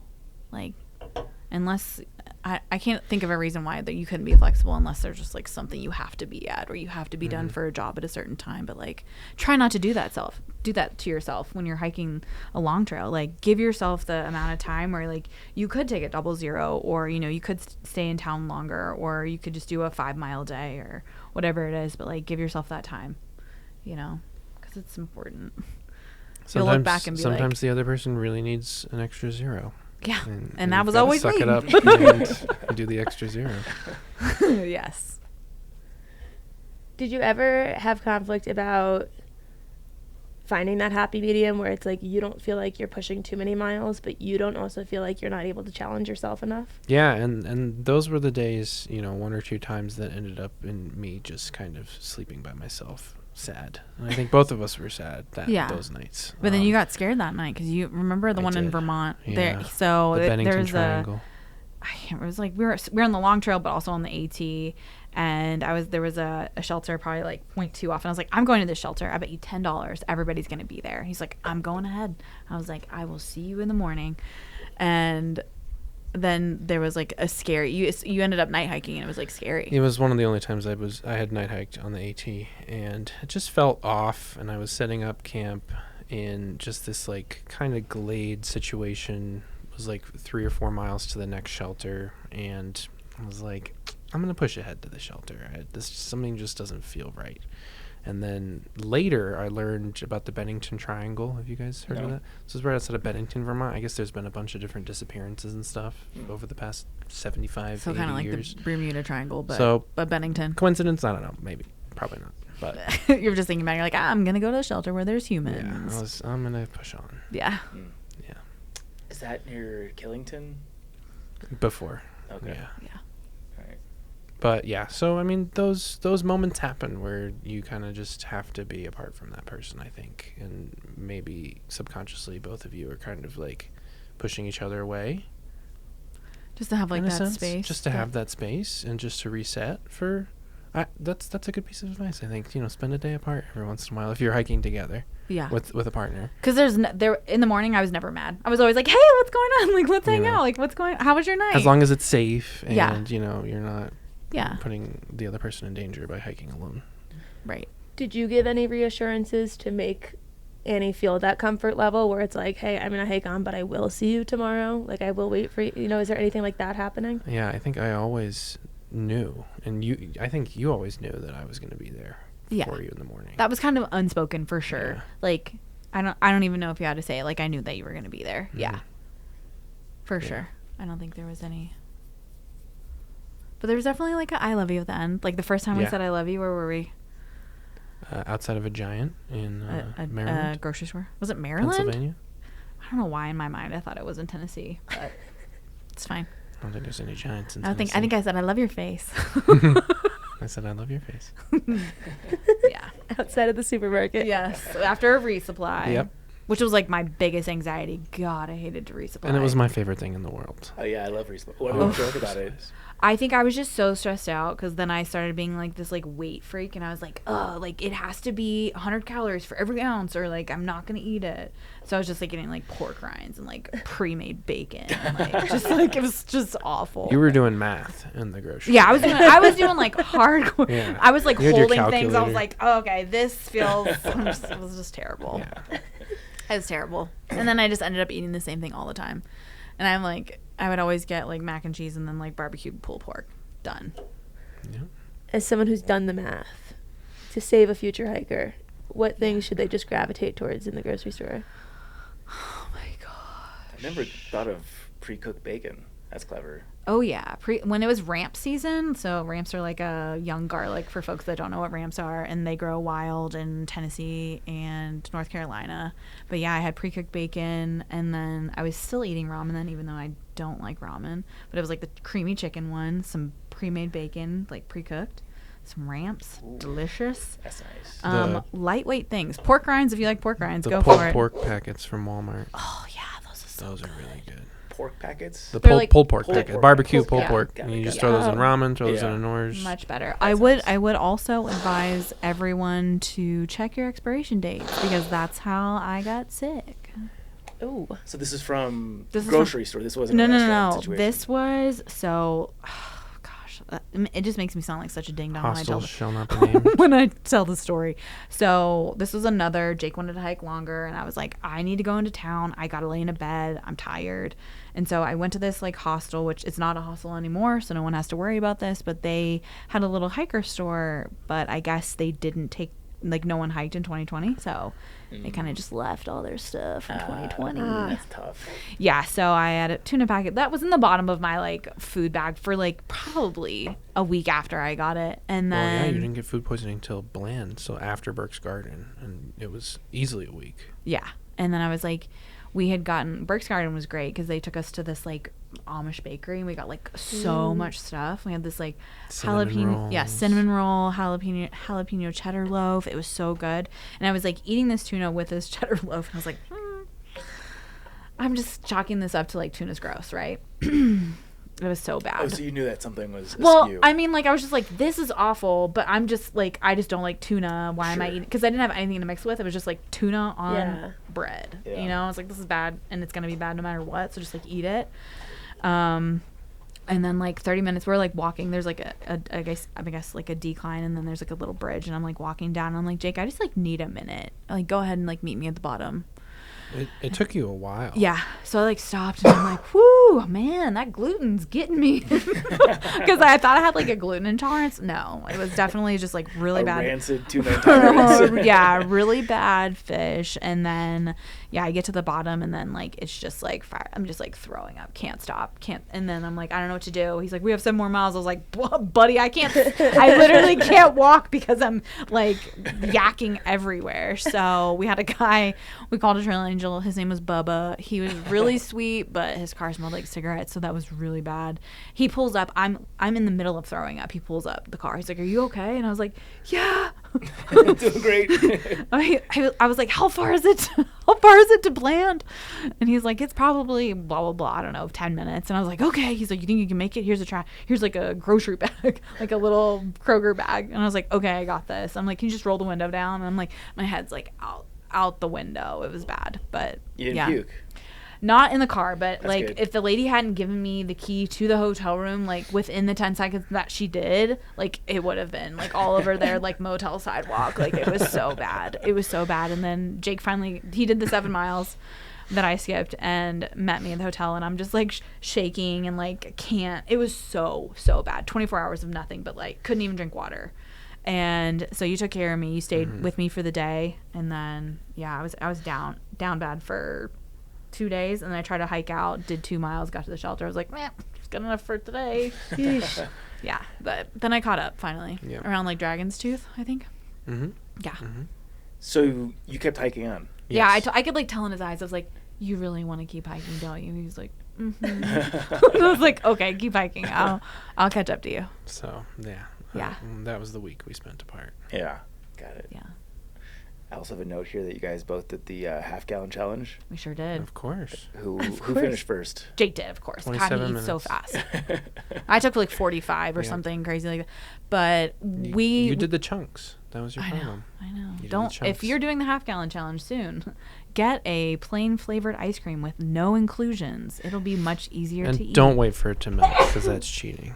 It's not. No, there's no cheating on the AT. You can do whatever you want with your ice cream. You're still gonna ingest it. That's my hot take. Is don't wait for it to melt. That should be your next shirt. There's no cheating on the AT. Yeah, it's true. You take that any number of Yeah. ways. My other advice for that is to pick a flavor that you're ready to retire for a while, because I had mint chocolate chip, and I think that's the last time I had mint chocolate chip. I 15 years felt ago. fantastic after that. We Really? hiked, so we I- had like maybe a bar and did 17 miles into Penmar. What is it? Yeah, and so we were hungry. We were like, let's get this ice cream down. And then I was like, that's a lot of dairy. Yeah. It's a lot of dairy. That's I the did hard part about chocolate. it. I did chocolate and Moose Tracks. Moose Yeah. Tracks was bad. That was the Yeah. pint, and I was like, I can't do it. I Yeah. can't do it. But chocolate was fine. Okay. Yeah. Every time we talk to people about the challenge, I'm so happy I didn't do it. I just got a small cone. Do I still have that stupid little like Spoon? The spoon Yeah. with the red I think we thing both that's have our yep, spoons. I have it. What was nuts about my group is, you know how there's that pond, lake, whatever, like 2 feet up the trail? They all went swimming. And like I went swimming too, but I didn't just eat half a gallon of ice cream. I cannot No. imagine. We like immediately went to that hostel right down the Yeah, street. we stayed at the and, like, hostel that night, and I think we just laid down for Yeah. a while. A while. Yeah. It makes more sense. Yeah.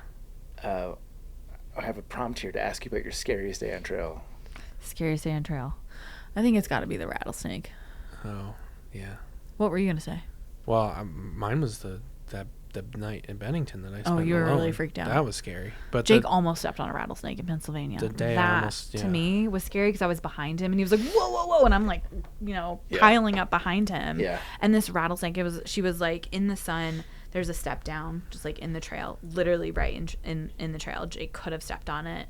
We ran back and she was rattling for like 5 minutes, like not quitting. And we're like, what are we gonna do? There was no way to really like kind of go around her. There's like a kind of an edge and then just like so much brush.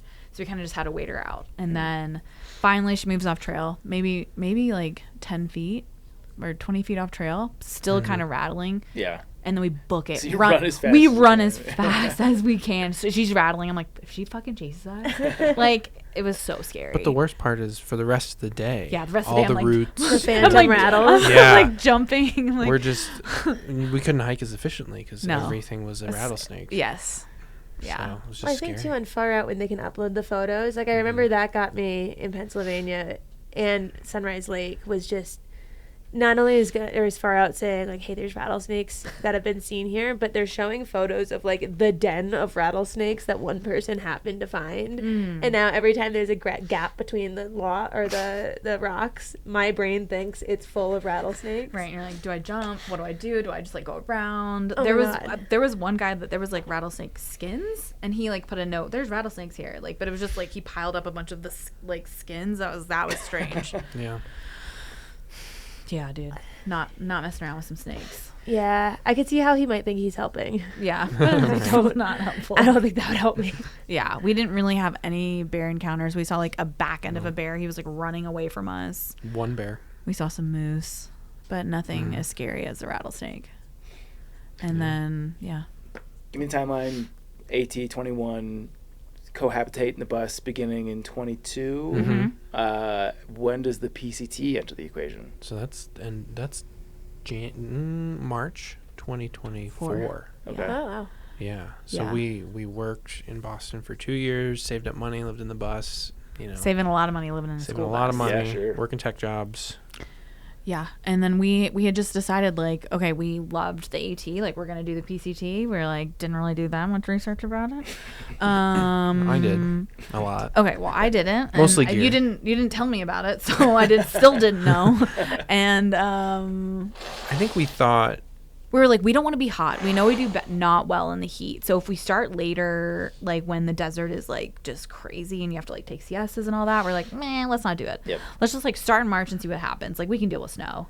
And then it ended up being like high snow year. And then so we get to Kennedy Meadows and we're like, no one's gone into the Sierra. There's like these group of 22-year-old boys. They were like, we're gonna do it. They all bought boots and like crazy shit and like 11 days worth of food. Like they're shoving it in their bear cans. Like one guy bought 2 bear cans. Like it was insane. And I'm like, I don't think I want to die this year. Like I don't even want to try it. We had some close calls too. Yeah. So before that, like there's a Big washed Bear. out section on the PCT, which I can't remember the name of. Mission Right Creek. after. Okay, yeah. Yeah, Mission Creek was washed out, so we ended up going up a ridgeline, and on the backside was snow, and we had no snow gear, and that was really scary because I like post hold, but like my foot caught a branch, and so I was literally hanging up like upside down the mountain, and I was like, that's it, no more snow for me. I'm like, I can't. Yeah. We ended up glaciating down the backside of that mountain, and I was like, okay, yeah, no, I just don't want to.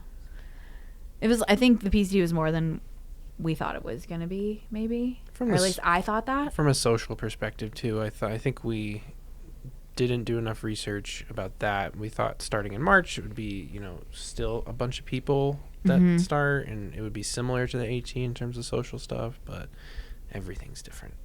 It's so different. Obviously. Yeah. Duh. Now we know. But I think we were kind of just hoping that we would have another like Tramley AT experience where we'd like meet a bunch of people, hike with a Tramley the whole time, and yeah. Blah, blah, blah, We did meet quite a few folks, but it just like didn't hit the same. And I think that's like a lesson everybody needs to learn. Like, you're kind of in love with your first thru hike. For sure. Yeah, like it's tough to replicate that experience. It is. Yeah, our why wasn't strong enough for like the PCT. I think we were just trying to we were just trying to capture that AT. Yeah, the nostalgia like makes you want to do crazy shit. Like I hike the PCT. Yeah. And I was like, this is gonna be great, just like before. And then I was like paying $40 for a ride into town. And I was like, okay. Yeah. Well, on that note, so you're saying, okay, we thought it would be pretty similar. It wasn't. And then you said, duh, right? But you had already done a full thru hike before going into this. And once you've done a full thru hike, it feels like the rest are more achievable. So to enter an experience on a second hike and leave with a big, like, duh, of course it was different in these ways. How didn't I know that? Can you tell us what ways that is? Because now it's February, people are listening to this. Yeah. Chances are someone's listening to this that has done the AT and is planning on the PCT. What are the things that you're now just like kicking yourself for not realizing? I think because we were a couple too that had hiked together on the AT, we were starting as a couple on the PCT, having both hiked the AT together. There was that whole thing to contend with. Like we had that expectation. We both started solo on the AT, so that same like independence or like wanting to prove ourselves also kind of wasn't there. We were kind of cozy in our lives back home in Boston, and with our dog, we really missed our dog on the PCT this time around. So there were like a lot of external factors. I think it was mostly just the social aspect of just like we thought starting in March with we were going to escape the heat. The heat. We would also capture some people too, but we started March 5th, and that was like, that's really early. 5 days after the permits opened. Yeah. So it was too early. Yeah. Yeah. I mean, there were some people. There were lots of people from Germany. They were great. We all ended up, there was probably like 13 of us in a house that we rented when we were in one of those mountain towns that I can't remember because I have a bad memory. But that's not like the 50 hikers per day part of the year. Right. No. I thought it was going to be because of the way they do the permits, and they were all like booked out when I saw it. And I was like, okay, then there must be a lot of people. There's at least 300 people around us over the next week. So, but it was also logistics. It's so different on the PCT compared to the AT logistically because the AT goes through a town. Like the AT, you can get to a town within 10 to 15 minutes. The PCT is not like that. And I guess that's the part that I wish I would have researched a little bit more of, like how much we'd have to like call ahead to get a ride to that, like 2 days ahead to get a ride, anywhere. And then we ended up spending a lot more money than we did on the AT as well. And it also might just be like, inflation. Well, it was inflation because it was 3 or 4 years later. 3 years later, 24. But it was also California, so there's the California tax on everything too. Yeah. So it was like probably 1.5. We're not saying don't do it, but like definitely like just get your ducks in a row and like don't go into it wanting your AT like experience. Like go into it and be like, this is a whole new beast. The terrain is different. You know, there's no summiting mountains or going around them. You know, like you can summit if you want, but it's like that's not. I don't know. It's just so different. It's completely different. So don't think of it as like the AT. Yeah. When you guys got to Kennedy Meadows South, were you on the same page about like, all right, we're done? We or were was there really any compromise there? I think we were sad. It was 6 weeks that we were on. 43 days. Yeah, something like that.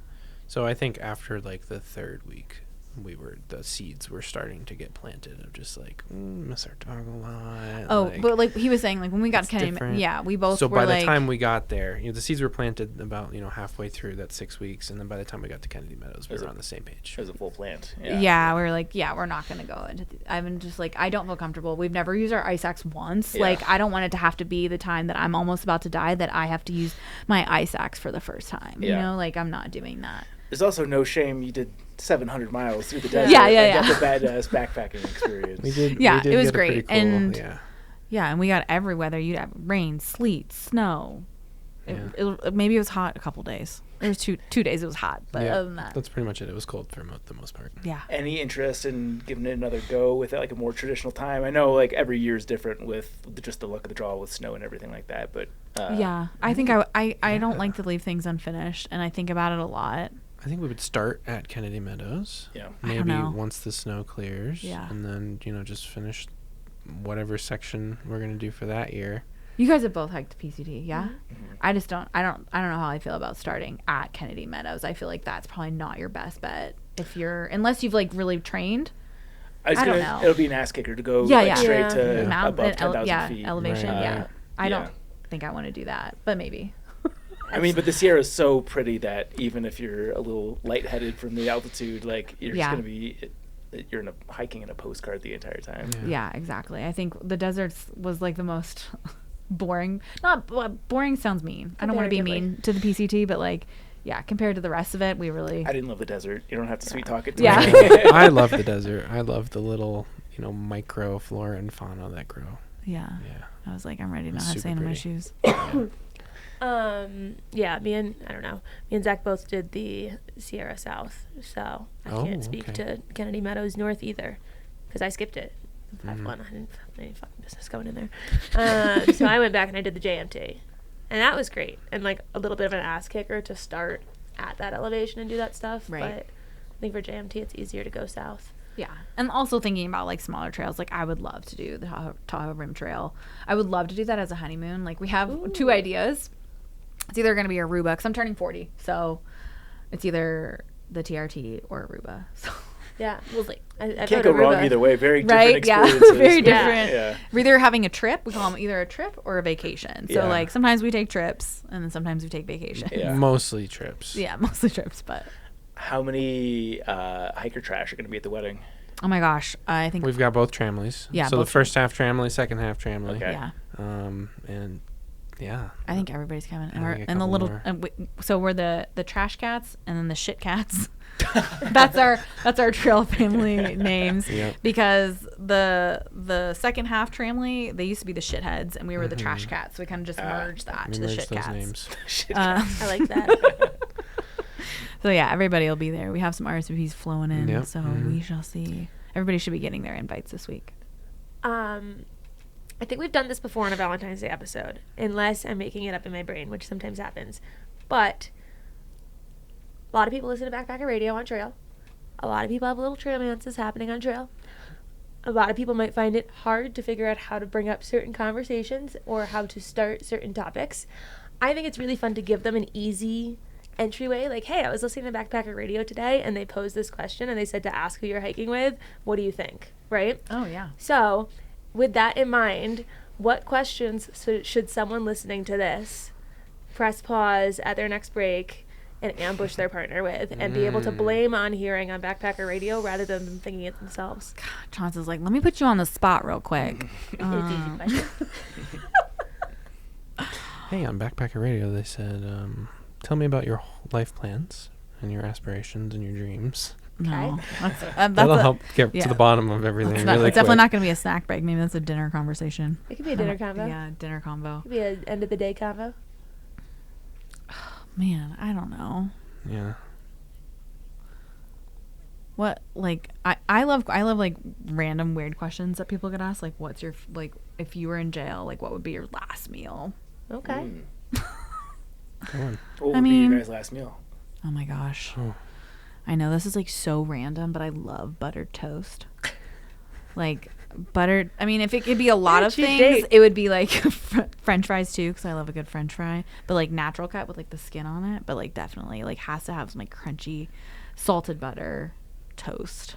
Just I would have a laundry list for sure. yeah. We're Jake's the foodie for Yeah, he's yeah, got yeah. like lists for every city that we go to. He's like, we have to go to this restaurant, and I saw this on the New York Times, like best. You mentioned Yeah. that you grabbed a sandwich on the way in here. Was that scouted, or you just went to the? That fastest? that was an Annie fail. That was an Annie Scout. It Yeah. wasn't- No, wasn't it a was fail, not but what I wanted. We'll leave it at that. Yeah. It was okay. If you guys want, gold Yeah, we need recommendations Rex. for Yeah, sure. yeah. Okay, Rex cool, faux cool. show. We'll grab Yeah. some Rex. I say we take this question and rapid fire some because I like to stir the shit. So Yeah. the first one I'm going to say is I think you should ask the person you're hiking with what their plan is for when the trail's over.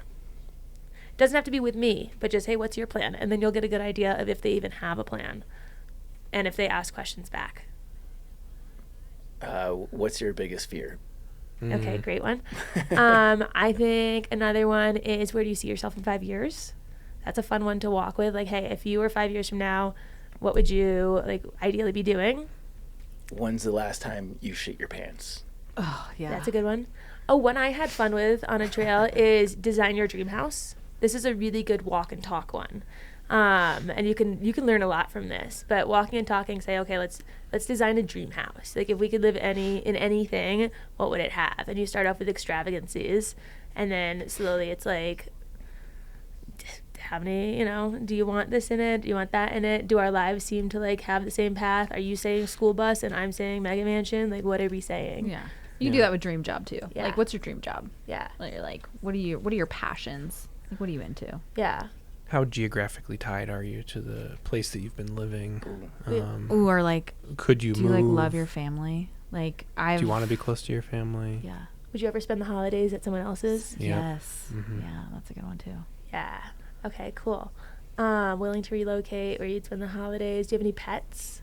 Yeah. Yep. That's an easy one to start with because everyone loves to talk about pets. Mm-hmm. Yeah, because like if Jake was allergic, oh my god, Mm-hmm. you'd be sneezing all the time. Sorry. I became a wiener dog lover. Yeah. Now we have two Yeah. little dachshunds. Cute. Yeah. What's your Um, kink? What's your kink? Yeah, good one. Oh, okay. How'd your last relationship end? Ooh, that's a conversation Ah. And starter. whose fault was it? This is really telling. Whose fault was it? You'll find out if they take any accountability. What else could you Does ask? every college have a maker room? Is that what it's called? Makerspace. Makerspace? Not every college, Okay. but Jake's did. A lot of the more developed ones that have like, techie, computer science-y programs, Yeah. engineering, stuff like that. What's the Physics. coolest thing you've made with a 3D printer? Oh God, I made a cap replacement for my Nalgene water bottle. That's like cool. I got into CAD design, so I was like 3D modeling and Yeah. stuff. Yeah. That's fun. I just made lots of wiener dogs. So Checks out. magnets, just like all Yeah. kinds of things. Yeah. Okay. Are there any kids in the future? I We think have everybody, two fur babies. right? It We have counts. 2 kids that don't talk that are covered in fur. It comes up. It comes up. Yeah. I think I we're don't know. both. It's not a deal breaker for either of us. Yeah. But also, your girl's getting old, so You feel any pressure with that? I don't. There really isn't like something that's like inside of me like being like you need to be a mom. So I'm kind of just like if it happens, it happens. But if it doesn't, like we still like our life is so full. Mm-hmm. I don't feel like we're missing something by not having a child. Plus, Right. all of our friends have the cutest kids, so we get to be like auntie and uncle, which is great, and we get to give them back at the end of the day. Which is Yeah. also great. That It's part's so good nice. giving them back. Yeah. So That part's nice. yeah.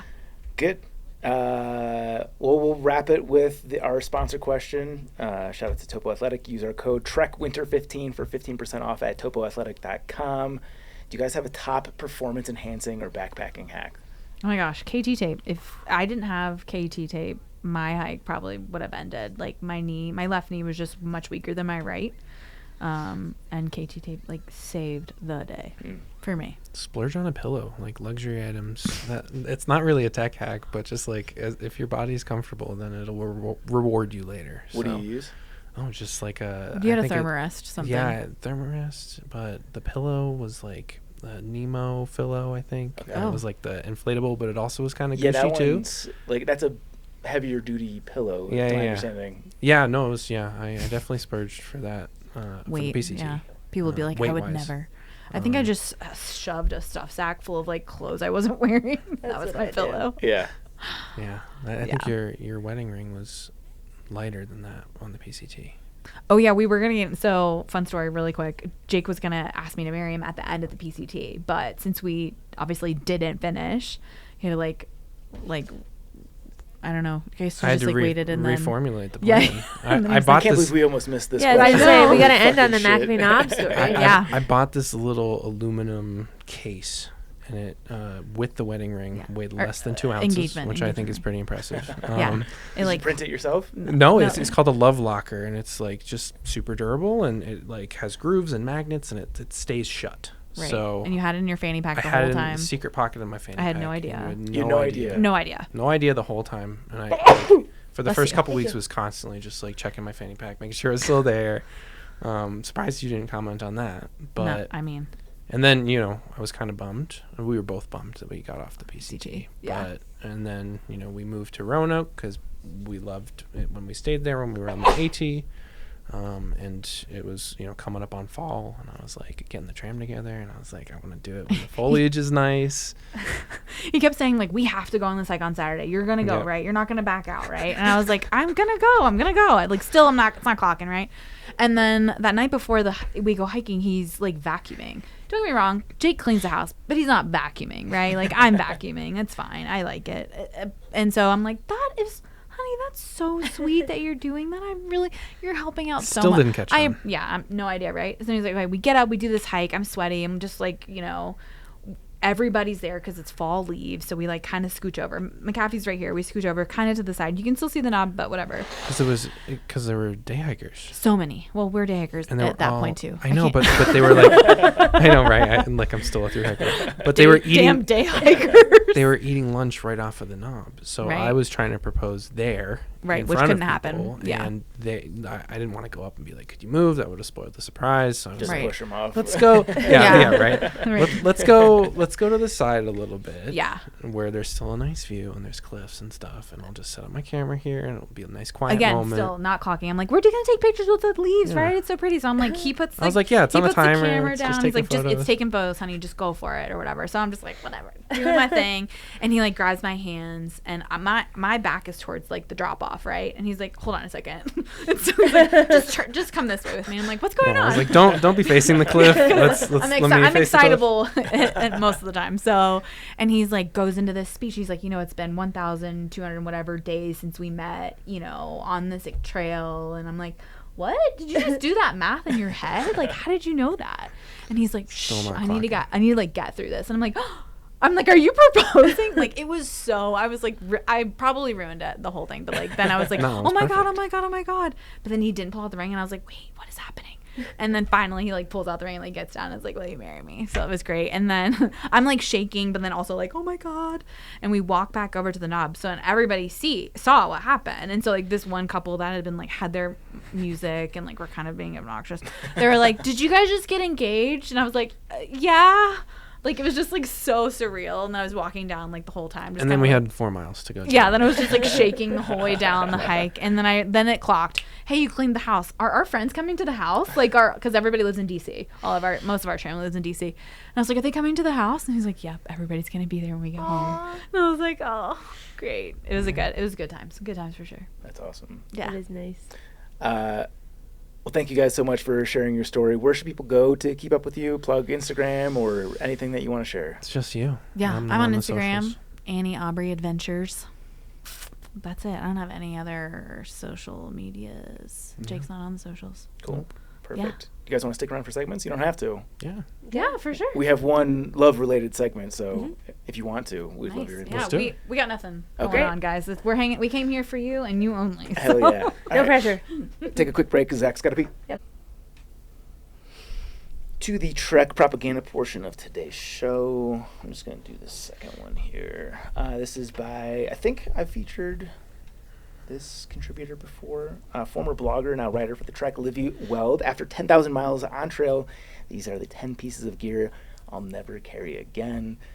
I want you guys to go read this one, but I'm going to highlight a few of the items that she calls out here. The first is one that I agree with, gaiters. I'm not a gator boy. Her little snippet here is, I wore gaiters over my shoes for my first 2 thru-hikes to prevent debris from getting inside and rubbing against my feet. The CDT was the first time that I truly prioritized minimalism, so I decided to forego the gaiters and risk dirt, sand, and rocks creeping into my shoes. The next one I'm going to highlight is underwear, hiking commando. Whoa. And the fifth one is a winter hat, and the reasoning is very good, i.e. hoods. So if you want to know what a very experienced backpacker has ditched in the evolution of her pack, please check that out. Livy's a great writer. Okay. Question of the day. This might just be a me thing. This is definitely your question. Okay. Scream Zach. Yeah, if you guys have any input here, feel free to weigh in. But mine is probably I needed to go see a therapist. What is your internal dialogue while eating ice cream? Do you guys have anything? I'm really curious where you're going to go with it. Mine is probably like getting over ambitious when filling the bowl and thinking that I can do more than I can. And then the first bites are bliss, and then it slowly starts to feel like a stomach ache, and then it's like, do I let this melt or do I eat it faster? That's a big one. So yours are all like tactical. No, I said it was bliss Okay. for a couple bites, Sure. and then it's just for me. I find myself more racing the melting, which makes me eat faster. I like the melting. Yeah, I'm like stirring it. I'm like, but when I'm always thinking about it, I'm like, this needs more crunch. I need some crunchy in this. I don't know. I think I eat it too fast because I'm trying to stop it from melting, and then I just get a stomach ache, and then I feel regret.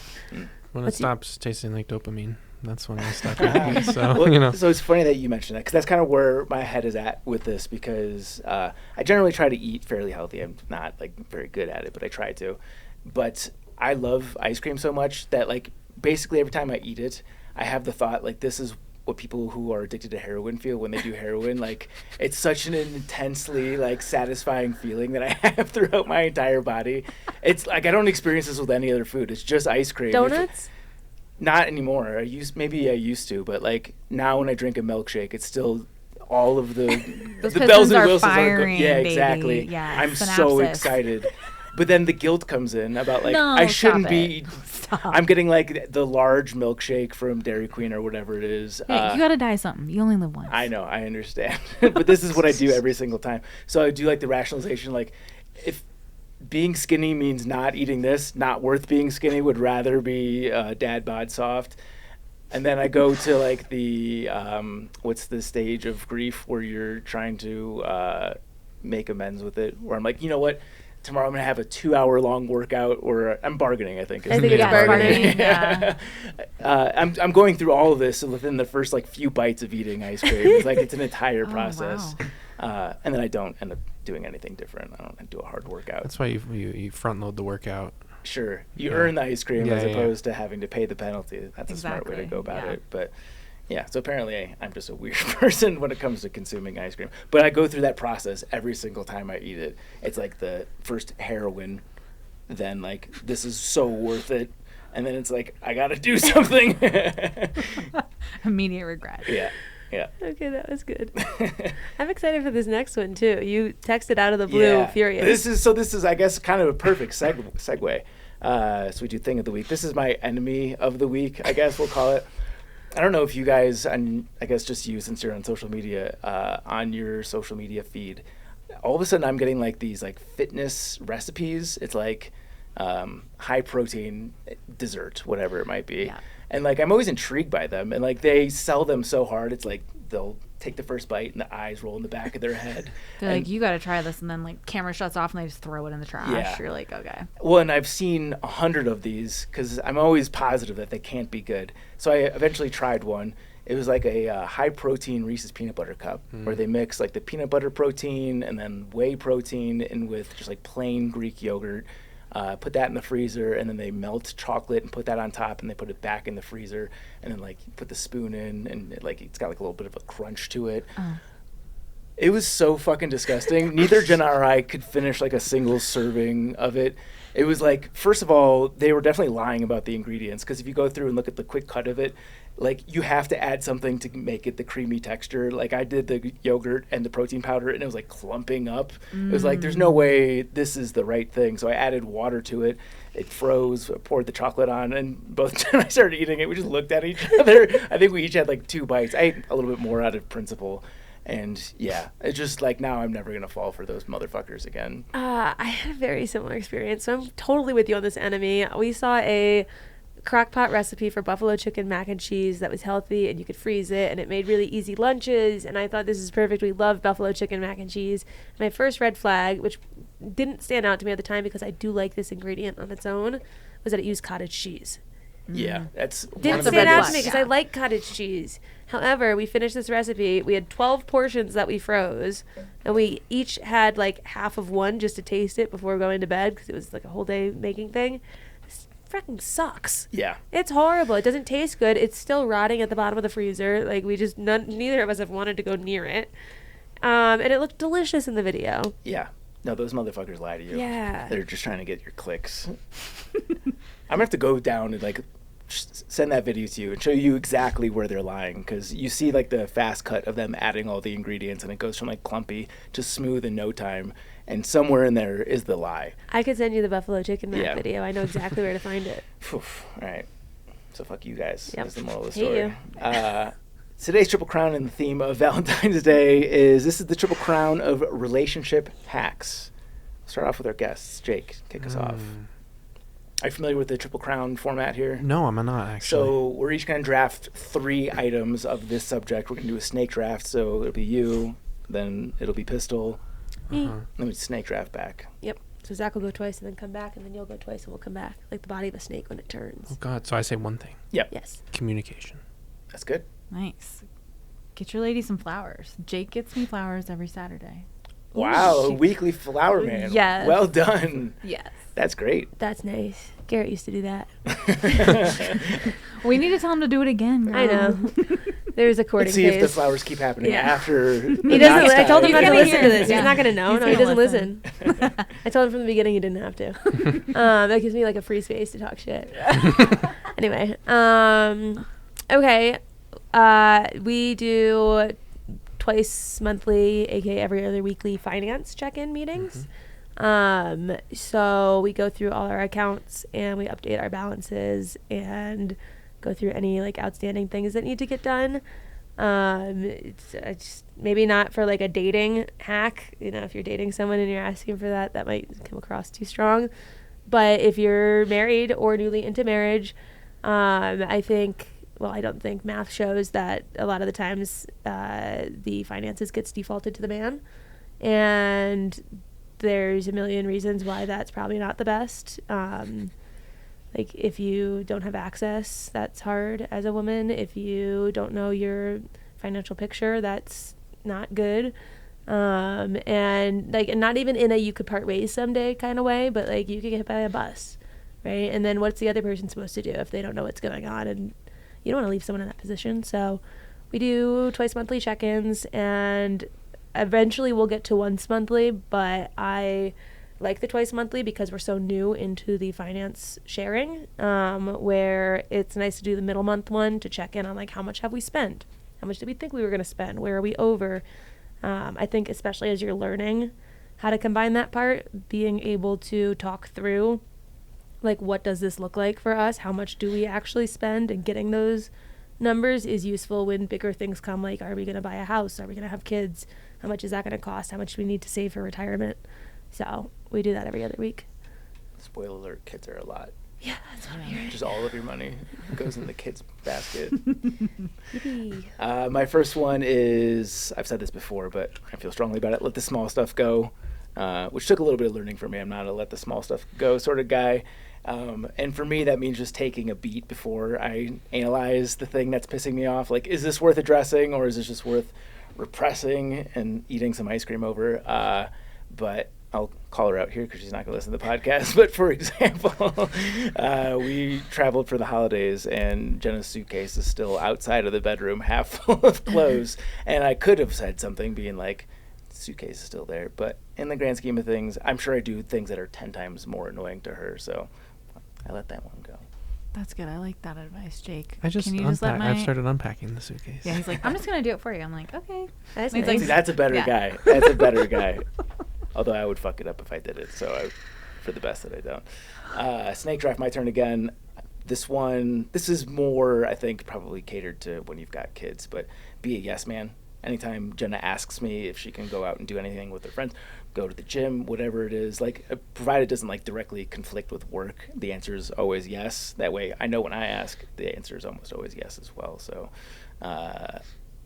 and again, that's harder when you've got kids, because if she's going to go out and have like a boozy brunch day with her friends, that means I'm wrangling 3 tornadoes at home. But yes, go do it. Have fun. And mine's finance adjacent, but it's just the natural flow of my brain. This one, you might have heard at some point we had Betterment as a sponsor. Basically, a high yield savings account, you can break things up into categories and set like, put $25 a week in this, put $10 a week in this, yada yada. We started doing this when we got engaged, which is we have a bucket set up for a quarterly trip of some sort. Last year, Q3 was a honeymoon, so that one had a lot more going to it. But we just got back from Mexico in January, and like we want to take another trip by summer, and Christmas travel is always really expensive. And I think getting to those moments and not having anything set aside makes it more likely that the trip just doesn't happen. And I think if you miss too many of those opportunities, you can fall into a routine where it stops being as fun.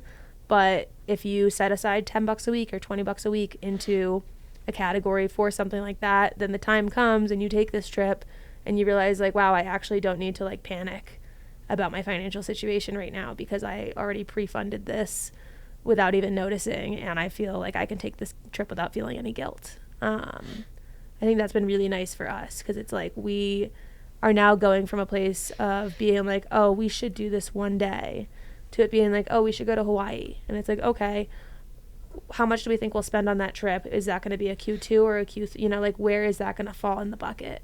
And it just makes it more realistic to make kind of dream plans in the future. Where's the next trip? He wants to go to Hawaii. Fuck you. Because I've never been. So go, it's so great. Yeah, we're tentatively planning it as a birthday trip for him, which would mean sometime in May. But it could get pushed to Q3 if we want to go a little bougier and we want to have a little more in the bucket. It just depends. Nice. Which island? I have no, Kauai maybe. Maui's great too. I used to live on Maui. Okay. You lived on Maui? Just for like 3 months. I did in culinary school. I did like an internship there. But yeah, beautiful. Don't skip beautiful. Kauai though. I'm not gonna have a say in Do it. both. Okay. So basically, we did our Along for the honeymoon ride. in Thailand, Oh, and I perfect. studied abroad there, so I planned the whole thing. Nice. And he's very excited about Hawaii, and he loves where he's been there. Okay. So I figure he can tell us where to go based on what he really wants to do, and I'll show up. If you can shift things around, I would advise Maui in late winter to see the humpback whales. Yeah, that's where they have Oh. their babies. Yeah. Really? Like January, February's Yeah. the Well, maybe best. next Well, I was there year. during Mother's Day, which I can't remember when that, or was it Mother's Day? No, Easter. I was there for Easter, and I remember I could put my head under the water and you could hear them. Yeah. Which was like Whoa. nuts. Yeah. No, it's worth rescheduling for whale season. Something Yeah. about being on a boat with whales underneath me is you immensely can terrifying. be on the beach, girlfriend. You can see still 'em. see them? Oh, Oh, yeah. Okay. Yeah. Yeah, You if don't you you don't have to be on a boat. Okay, good. Yeah, if you get a beachfront property, you can just sit on the balcony just watch and whales? watch whales Holy jumping shit. out of the water. Yeah, and the moms are teaching the babies how to breach, Yeah. so it's like amazing. It's really Oh, cool. okay. Yeah. Now I know what next Q1's trip will Yeah, be. Yeah. exactly. Mine would be, we do this thing at night where we say it's like what went well that day, what we could have done better, and what we're looking forward to. Just like before we like wrap up and go to bed, like no phones, put everything down, and kind of just like have like a little moment to connect before we go to sleep. Just kind of, it brings in gratitude. I'm always trying to bring in gratitude to the relationship. I think that really just like helps the less bitching or nagging or whining. You're just like, I'm grateful that you're my person, you're my support system. And yeah, so we always just say like one thing that went well, one thing I could work on, because we always need to be working on something. You know, we're not perfect, but at least I love that we recognize that kind of stuff. So That's it's good. a nice little thing to do at night Love before that. you go to sleep. Yeah. My other one is don't stop dating, even if you're married, even if you're engaged. don't let the mundaneness of life kind of like take over. Do spontaneous things. If you have to put it on the calendar, put it on the calendar. Like have a cute paint night, or like cook and have a date night. Put the phones away. Go out to eat. Don't stop dating. This guy is wise beyond his years. Yeah. I know, I got lucky. Do I go again? Yes. Okay, cool. So for people like me who have ADHD, you really want to plan everything out, put things on a schedule. It's not super sexy. It's not great. If you have to do it, good. But, being spontaneous also, that kind of goes back to what I just said. But, be spontaneous and, kind of step out of your comfort zone. Continue to do that, and it will pay off. Nice. Yeah. Don't forget to take your medicine. Yep. Helps. My last one is we do this thing where you do a 10-second hug, like a hug that's like longer than your typical hug, just like to have that like close connection. I think it does like something scientifically to your brain. I can't cite anything right now, but it like really helps, especially if you like just have like a spat and you're like, okay, I need a hug. I'm ready for a hug. Let's do our hug. I taught, do you know about the Disney princess hug? Oh, no, but tell me. Okay, I taught Garrett about this, and it's great. But I guess there's a rule at Disney World where if, like, a child hugs a Disney princess, they're not allowed to let go first. They have to keep holding the hug until the child lets go. Aww. So I was like, Garrett, you got a Disney princess hug. Me. Yeah. So, like, if we hug, you don't let go first. Like, you wait until I'm ready to let go, and then you let go. Yeah. And it's great. Yeah. So I agree with you on that. Mine are all just unromantic, but practical, so we get a mix. My third one is create a shared calendar. A shared calendar, just like we have the Backpacker Radio one, is great because then if you put something on the calendar, both of you can see it. We have, like, when we're going to do a group hangout with friends, we'll put that on the calendar. If Garrett wants me to go to an Avs game with him, he'll put it on the calendar so I don't forget. If I agree to like a game night with my girls and their, husbands, I'll put that on the calendar so he doesn't forget. We have our friends' birthdays, our parents' birthdays, like just anything you might need to remember. And it makes it really nice because if we plan something, it's just like, okay, great, put it on the calendar. And then we don't forget. Or if one of us has a work trip and the other doesn't, like we'll have it on the calendar. So I know what days he'll be out of town. He knows what days I'll be out of town. It's made things very easy, and it's made it not be something where it's like you forget that we had plans, No, I forget. We love a calendar moment. Shared for calendar. Sure. We have that as well. Essential. Well, with kids, I can't imagine not having a calendar, especially if there's like soccer practice, then someone's going to go to karate, and then there's a music lesson. It just must be nuts. Yeah. I mean, here's the thing. The difference, and this was something that was a big step up when we did it for the podcast, and it gave me the insight for why I was like, we're going to do this, is typically I would just add someone to an event. Like, I'll create the event on the calendar, I'll add you to it, and then the person's got to go and accept the event. Right? For it to show up on theirs. Yeah. And Rachel, God bless her, was like, this is stupid. Like, let's make a shared calendar. I'll add events to it, and it'll just show up on both of yours. And you don't have to worry about accepting it. You'll just open your calendar, and you'll see that it's on this day. And it's like, that's so genius, because how many things get lost in notifications where it's like, I never got the email to accept it. That's like 3 extra steps. Right. Just make a shared calendar. Yep. My last one is, again, very kid-centric, so I'm the only person in the room where this will apply. But when your wife or your partner asks how the kids are doing when they're gone, the answer is always great. They're being perfect little angels. Send a picture. They're cute. Send a picture. Great is almost always a lie. I'm always stressed out. Someone's thrown a bowl of mac and cheese on the wall. Yeah, there's piss somewhere that there shouldn't be piss. There's 2 meltdowns happening, but the kids are doing amazing. Because nothing robs your fun more quickly than just like feeling guilty about something being on fire at home while you're out having fun. So, always lie about that. Honesty is not always the best policy. It's the theme of this episode, isn't it? Yeah, sometimes you just gotta lie your ass off. Good. Okay. We did it. Nice. Mailbag. I absolutely love your show. I was in the top 1% of listeners to help me prepare for my quote-unquote unsuccessful section hike of the CT, but your knowledge will help me reattempt it soon. From Zach. Thanks, Zach. A big Good fan luck. of the show. I hope it goes better next time. Great name. Spelled the same. Yeah. No K's in that, You don't Zach. get too many CHs these days. Thanks, Zach. Appreciate you. You guys can send a mailbag to us, podcast@thetrek.co, or to go to backpackerradio.com, and there's a mailbag form at the bottom. 5-star review. This one will be easy, aside from the name, 828RMC. Any guesses is that a reference to anything? License plate, maybe. Title, awesome. Or the content, great show. Thanks. Descriptive. Yeah. We love that. Thanks, 828. You guys can have your review read on this podcast by heading over to Apple Podcasts and leaving us any number of stars. Not 1, 2, 3, or 4, though. And we'll send you a Backpacker Radio sticker. Send us a screenshot of your review at podcast@thetrek.co, and we'll get you a sticker.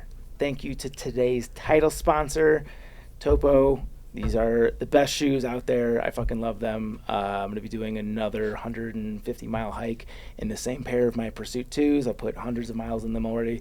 Still fit like brand new. I don't know what else there is to say. Wide toe box, super comfortable. Every trip I've done, there we go. Got Beautiful. another. Yep. Yeah. Honestly, Weathered shoes. Yeah. What do you have to say about them? They're amazing. Yeah. We switched from Ultra to Topo. We love them. My arches love me for it. Yes. All right, heavy endorsement. That's the consensus. Everyone loves them. If you've had success in other wide toe box, minimal drop shoes, you will like these, especially the durability. Yep. The uppers last for a very long time. And use our code TrekWinter15 to score a 15% discount. Thank you to our Chuck Norris Award winners on Patreon. That is Alex and Misty with Navigators Crafting, Alex Kindle, Andrew Austin McDaniel, Bill Jensen, Brad and Blair from 13 Adventures, Brent Mullins, a.k.a. Cruzy, Brian Alsop, Fables. Carl Lobster Hood, Christopher Marshburn, Clinton Sittler, Coach from Marion Outdoors, Eric Casper, Friendly Ghost. Eric Hoffman, Ethan Harwell Dunn, Jillian Daniels, Greg Knight, Greg Martin, Griffin Hey, Would You Bring Me a Beer, Haley Buckingham, Palace. Jason Kaiser, Kristen Bell, Luke Netjez, Matt from Gilbert, Arizona, Patrick Ciancialo, Randy Sutherland, Rebecca Braveheart, Rural Juror, Sawyer Product Spam, the St. Louis Shaman, Timothy Hahn, Solo. and Tracy Trigger. Thanks to our guy Paulie at Old Man Murph's Coffee Roasters. Go to ommcr.com. Get yourself some delicious beans. You can follow us on social at Backpacker Radio on Instagram and TikTok, at Backpacker Pod on X, Facebook.com/Backpacker Radio. You can follow Chance. I'm on Instagram at Juliana_Chauncey, on YouTube at Juliana Chauncey, and you can get my book Hiking from Home, a long-distance hiking guide for family and friends, on Amazon. Appalachian Trails and Pacific Crest Trails are my books. Chance and I will be very appreciative of a review on Amazon. Yes, subscribe and follow us on Apple Podcasts, Spotify, or wherever you listen to podcasts. Follow us on YouTube. Internet. We did it. Another one. Thank you so much for listening, and happy hiking. Happy Valentine's Day. Yeah, go bang. Bye.